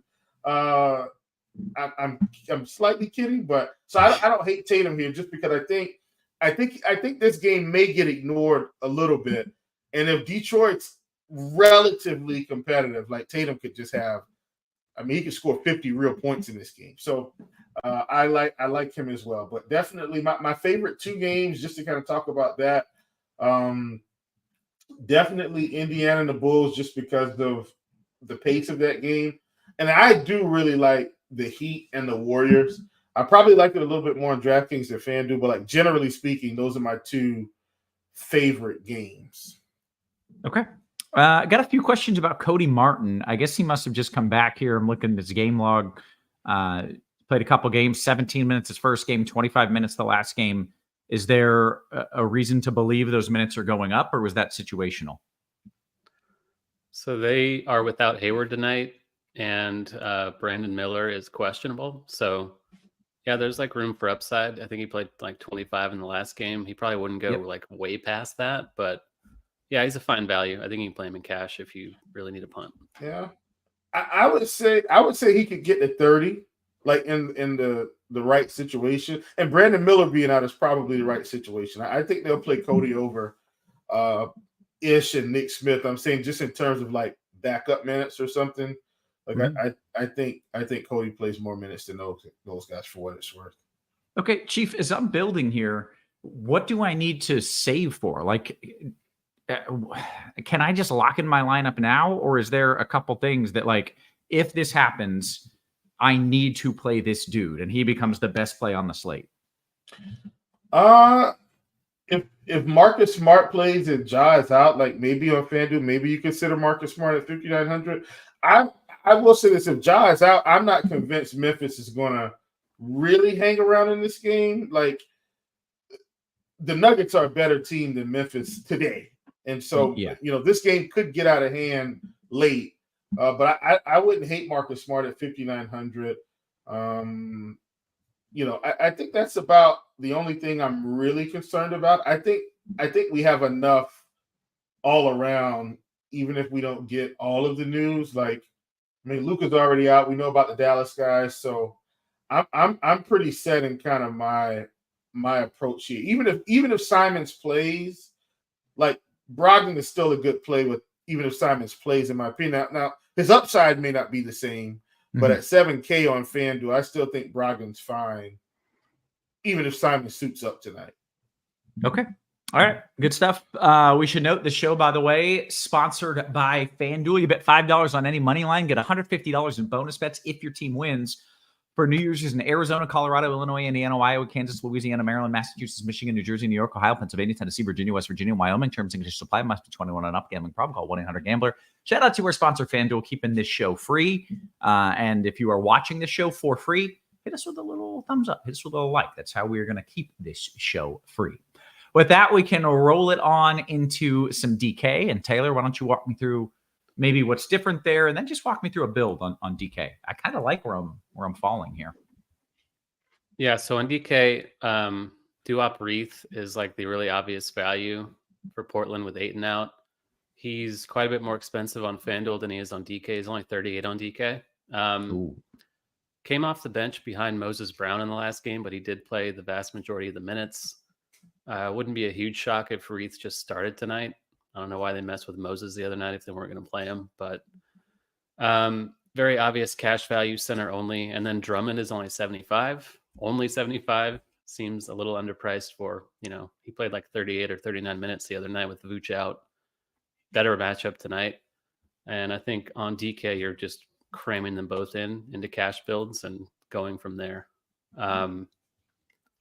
So point guard, we have Exum here as well, 6,300. Point guard, small forward eligibility comes in handy for sure. Pajimski, like I said, is a better value over here than he is on FanDuel as well.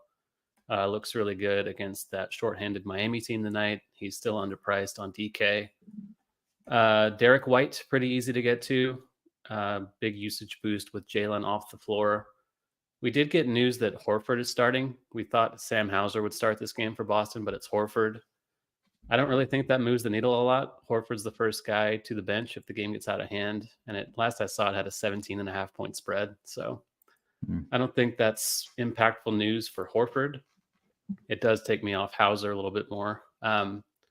We just got Haliburton in as well. So no TJ McConnell tonight, sadly. Nembhard is still playable, though I don't like him quite as much now that Haliburton will play. Hardaway also in play on DK. Justin Holiday, another guy you don't really want to play. He's awful per minute, but projected to start with Gordon out. Guard forward eligibility, he's only 3,200 on DK. I think you can do that in cash. I would prefer to be underweight on him in tournaments, though, if he's going to be popular, especially. Thibault, maybe as another punt option. Portland's without several players tonight. Should see the minutes with Sharp out of the lineup for them. Michael Porter Jr. is popping as a really good value on DK. It's only 6'1". Gets a rebounding boost in particular with Gordon out of the lineup, and it is a good matchup for rebounds against the Grizzlies. So he's a staple of cash builds over here on DK. I mentioned Hardaway. DeRozan looks good for the same reasons he does on FanDuel. That really does it for small forward. Power forward again, MPJ, DeRozan. Did you mention Exum like you did on FanDuel? Okay, just making sure. Yeah, he's a great play. Should see most of the minutes at the point. AD is only 10K on DK. They refuse to price him up for some reason. That kind of mitigates the risk of the blowout. So I'm happy to play him. Even if the game gets out of hand, he could still do serious damage in that matchup. Zion also looks good over here at power forward. Peyton Watson's another nugget value we can look at. I think he's 38 last I saw. Should see some extra playing time with Gordon out. And Jeremy Grant's fine. Jabari Walker is like an okay value, but he's probably better suited in tournaments. Another Blazer, cheap guy. And at center, like I said, it's just Drummond and Reith, and that is all you do. Okay. Easy enough. Then let's kick it to tournaments. And Chief, if you don't mind, because we've got oodles of time. We got over 20 minutes until lock. Just kind of go through position by position. Tell me some of your favorite guys at each spot. I'm going to start with center just because I feel like this might be the money-making position tonight, which it kind of maybe always is on DK. But so we've got this weird thing with Drummond and Duop, but man, Bam at 8,800 tonight feels like just a great spot for tournaments. And especially looking at the ownership, we've got Drummond at 35%, Duop's at 37%, and then we got Bam down here 9.6%. I just think the way they're playing this season, matchup with Golden State, Miami's a fairly slow-paced team, but Golden State's going to be a pace up for them. Golden State's 13th, and I think the Heat are 26th, if I can remember from just looking at all of that over the course of the day. So Miami is going to get paced up just a touch. So I like Bam a lot. I mean, he's probably my favorite tournament center outside of Drummond, who is the obvious smash at 7,500. So that's not me telling you to not play Drummond. I'm saying, hey, maybe we just find a way to get Drummond and Bam and build around that. I'm perfectly fine doing that and getting a little bit more creative. So that's center. At power forward, I think there's some let's see, what would I call it here, Roth? I think there's some value. Yeah. You're going to say opportunistic. I think there's some opportunistic spots where Michael Porter Jr. is 6,100, and we do have his ownership. He's up there at 27%, but at 6,100 with no Aaron Gordon, all situations aren't created equal. And so to me, in this spot, he probably should be 71 to 7,200 to start, and he's 6,100. So I think he's in play. I'm not a huge fan of Jeremy Grant, so I just kind of just don't play him because, man, he just does nothing but score, in my opinion, right? Well, I don't want to say in my opinion. His peripherals are very low most games outside of a couple. So I'm not thrilled about that. Also in this Denver game, I do think Jaren Jackson is slightly underpriced. He's 7K. And so that's kind of what I'm doing on this slate. I'm looking for who are the guys that have this kind of elite upside from time to time and a little bit underpriced. I think Jaren Jackson's a little bit underpriced at 7K.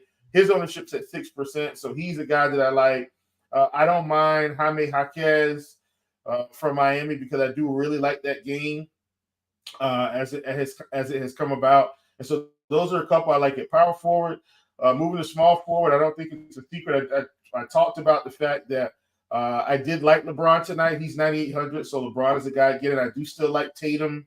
If I'm playing Drummond and Bam, I probably don't get to Tatum in those builds. But if I'm just playing one or the other, I definitely think getting in LeBron or Tatum is a good proposition.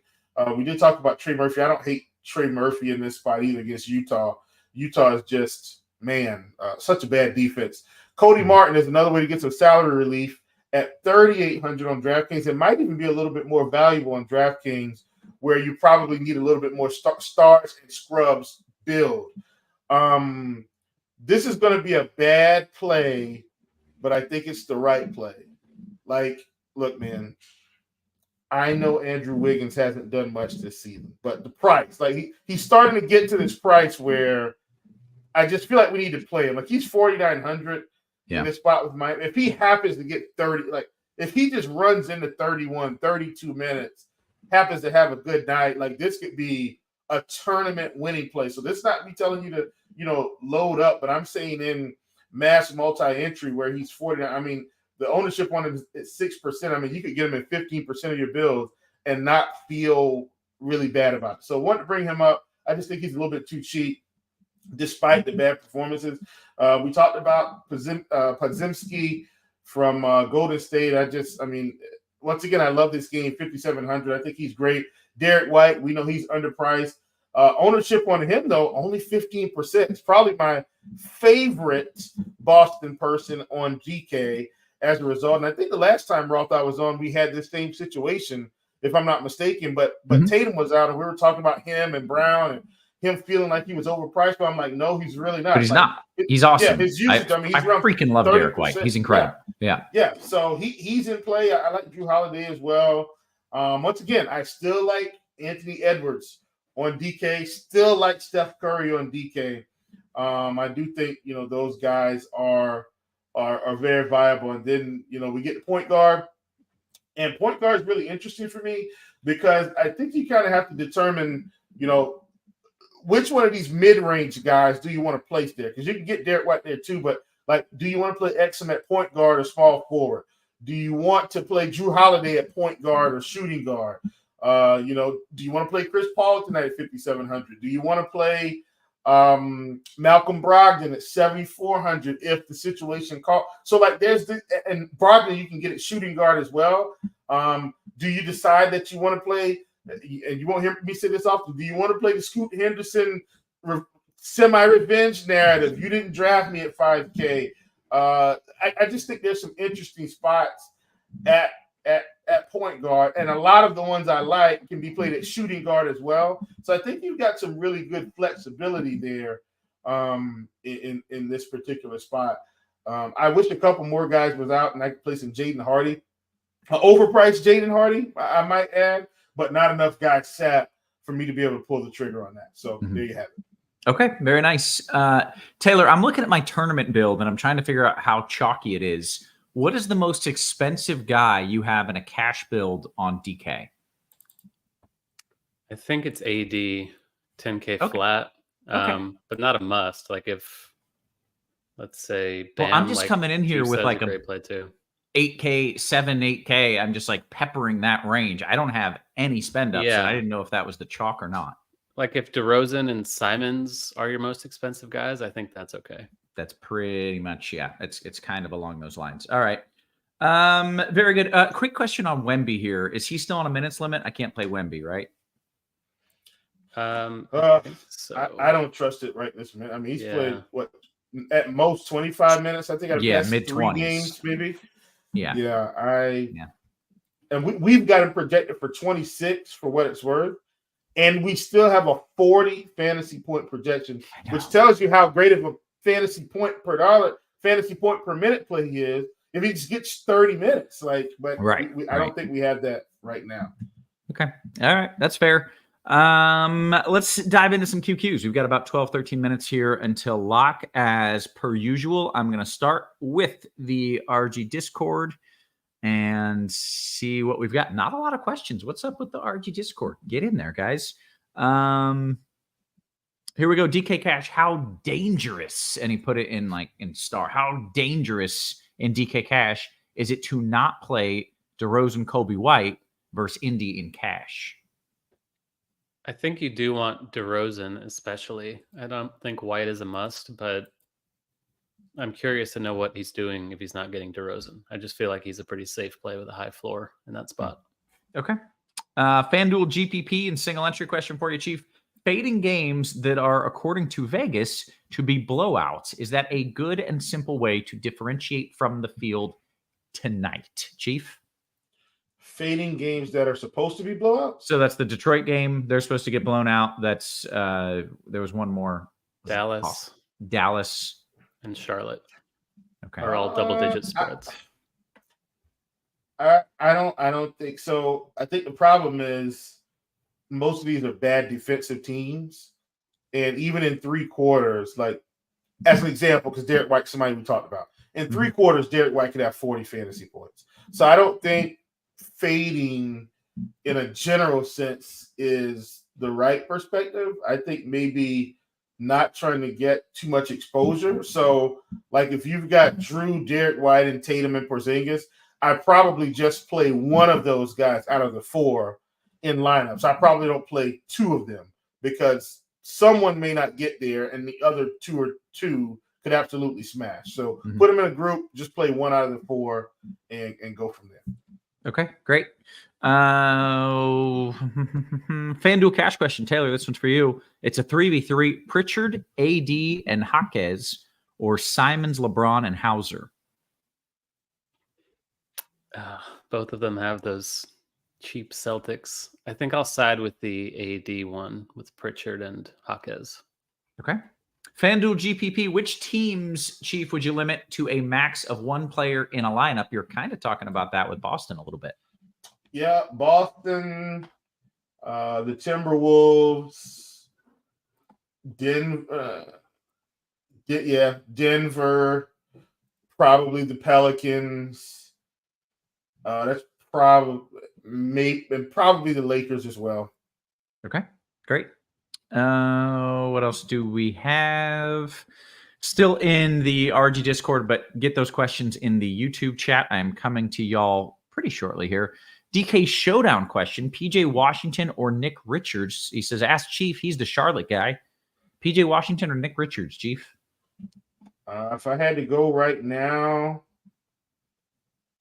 I'd probably go Richards because of the minutes. Like I think he's going to play more minutes than PJ straight up. Okay. We'll go to Aside. What are your thoughts on a min price RJ Hampton and FanDuel cash? Taylor, can we do it? Yeah, just because Miami has no guards really, except for Hero. If he starts, I think you can. If he doesn't, it's really scary. Okay. And it's a late game, so it's complicated. I see. All right. Cranester says, I am with Chief. I do not like to play Jeremy Grant, but who do I play in his stead? Who can we play in that range, in that position, Chief? I think, let's see. Let me go back to my pool here. I think MPJ is probably my favorite. If I'm getting to the power forward spot and was he asking DK? I'm just making sure. He didn't specify to be fair. I still like MPJ for what it's worth. Okay, great. Can I play Haliburton in a FanDuel GPP, Chief? I'm leaning 3 Bulls, and I feel like I need a run back. If I'm doing 3 Bulls, Haliburton is clearly a pretty damn good run back. Any interest in that? I don't think you have to, but I'm not going to push back on that. Like Haliburton's not going to get hardly any ownership, and he does have 70-point upside. Everything's got to go his way. He's got to score a lot of points. He's going to need 10, 12, 15 assists that game. But like he can do that. Do it. So I'm not. Yeah, I don't hate that at all. Yep. Okay. This is kind of a combo of questions here from Gamble in Chinatown. And Taylor, I'll give this to you. First, is Scoot a great play if Simons is out? And 2, this is just a comment. He says Simons is a great play if Simons is in. I don't know if he meant that as a question or not, but take it away. Yeah, Scoot is a great play if he's out, just because the minute should be there. Brogdon too, like I said earlier, it's like a natural pivot. Like if just build with Simons in, and if he plays, you play Simons. If he's out, you play Brogdon. And maybe you can set your lineup to where you have multiple spots open and you can play Scoot and Brogdon because both would look great if Simons is out, that kind of thing. That is super helpful. Thank you. I also saw Scoot talking about how he still plans on being Rookie of the Year. And I think which is hilarious because that ain't happening. But I do feel like maybe there's a little motivation, a little narrative there after he said that to go out and prove that, he can drop 30 points. So we'll see. I don't know. Got a little extra motivation after running his mouth. DK GPP Chief power forward at 6,900. Okay. So this was back to the Jeremy Grant scenario. DK GPP Chief power forward at 6,900. Is that where your boy? I think it was MPJ. You said. Yeah, MPJ is 61, if I'm Okay. not mistaken. Great. So, Well, then you got some cash to do something else. Chief, what do you think of Ingram and a FanDuel GPP? not my finest moment there. I don't like Ingram. Okay, very good. Let's jump into the YouTube. If you're watching this, hit us with a little thumbs up. If you're watching this, you're obviously you can hear. If you can hear this, you're watching this. That's redundant. You are watching this, so hit us with a thumbs up. Let's see what I got here. Some of these questions. QQ, are Pritchard and Pritchard and Hauser playable on FanDuel? Taylor, I feel like they're playable, but you don't really want to, but you can.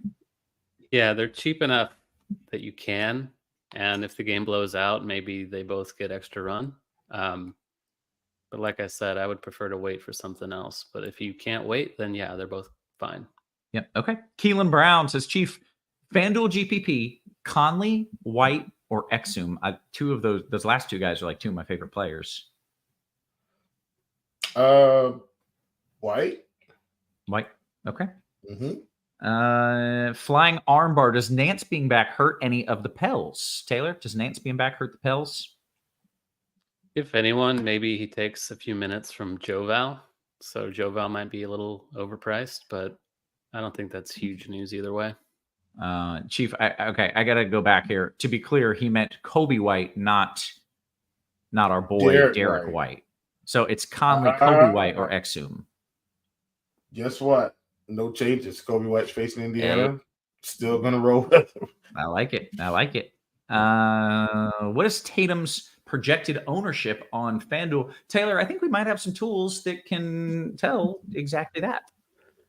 We have Tatum at 12.3 on FanDuel for 9,800. There you go. It's a lock, 12.3%.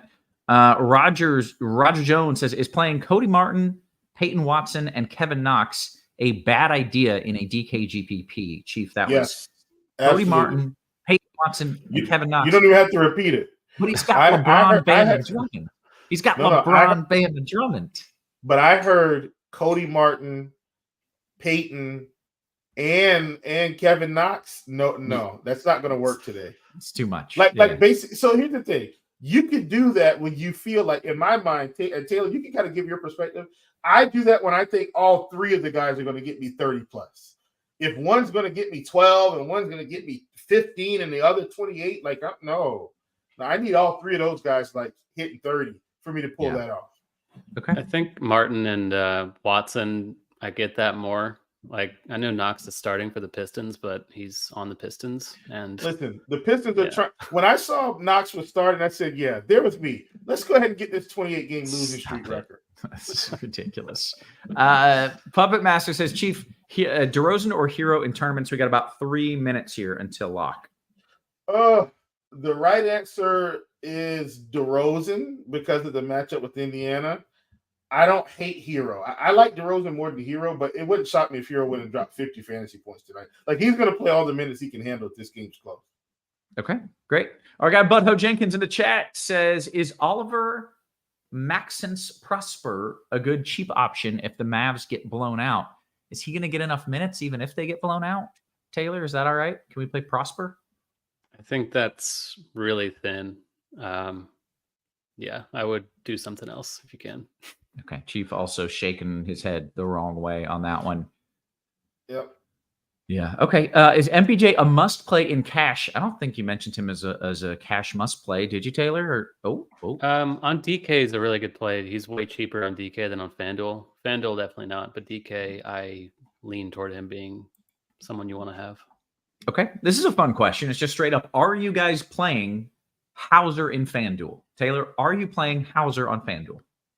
I was. Let me see what I have now. I was before the news of Horford starting. Now I am not playing him. Okay. Chief, do you have any Hauser, and if so, how much? Let me check. 1 second. Almost there. You're good. About 10%. Okay. By the way, we are about a 1 minute until lock. Make sure you get those lineups in. Jumping back into the RG Discord. Hit us a thumbs up. Don't forget about the thumbs up. I don't mean to beg, but come on. It's free content. FanDuel GPP, DeRozan or Beast Mode Drummond? That's kind of a fun one. Chief, you got a preference there? FanDuel, give me Drummond, man. Yeah. Okay. Yeah. Thoughts on Tatum in FanDuel cash, Taylor, or would you fade with that blowout potential? I would rather pay it for a Laker. I don't think I need Tatum in cash. Okay. Chief, who's breaking the slate tonight in a FanDuel GPP? Give me Bam. Bam's probably my favorite tournament play of the day. Okay. Taylor, who's breaking the slate tonight? I'm just going to go back to AD. I feel like he's smashing every night and his salaries never seem to rise, and it's a great spot. So AD again. AD's been the one DFS bright spot this season with all this tight pricing. You just keep playing him every day. Just every day. Plug him in. My answer is Dante Exum. I don't know how chalky he's going to be, but he already is getting boards and getting dimes, and now the dude who sucks up all the boards and dimes is gone. So the ancillary stats are going to be there. He's going to score.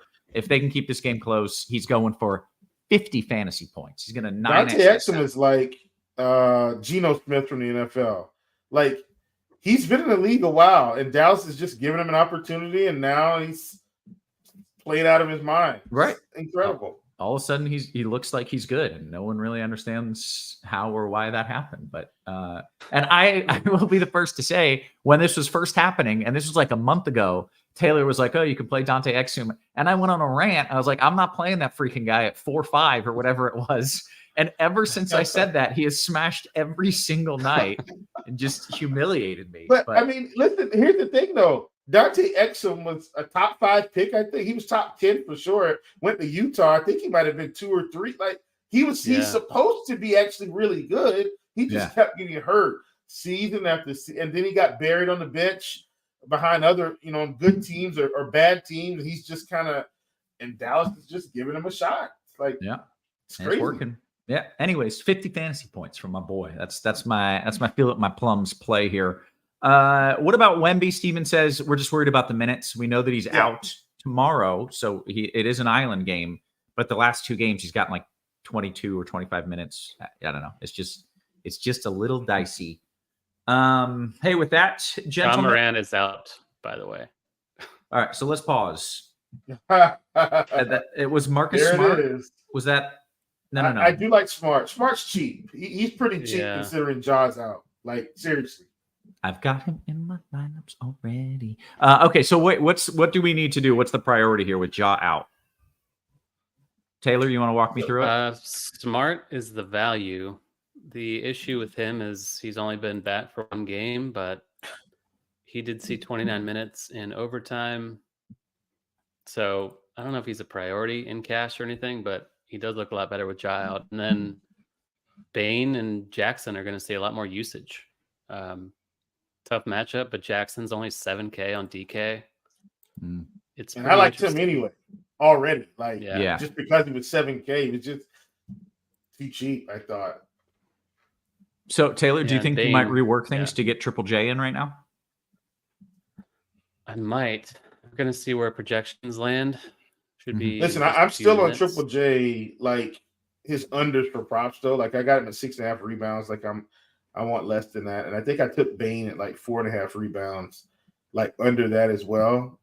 But that's because those guys typically score in other ways. Like Jaren Jackson, for him to hit upside, he's probably going to score 25 points, 4 or 5 rebounds, 1 or 2 assists, and he's going to have 4 or 5 blocks. Like, that's some people. Yeah, that's how he gets there. And Desmond Bane gets there through actual real points. So usually when he hits ceiling, he's got 30 to 35 real points. He's got to hit 8 threes. Yeah. Right. That's how he gets there. So I'm still on the unders on those guys, but I think it's going to be a tough spot for them. Marcus Smart should help. He's a proven veteran for sure. Okay. Very good. Excellent show. As always, guys, just fantastic working with y'all. Good stuff here. So for Taylor, for Chief, for our wonderful production crew, always working hard behind the scenes. Guys, we appreciate you. We love you. And we will catch you tomorrow. You have been crushed.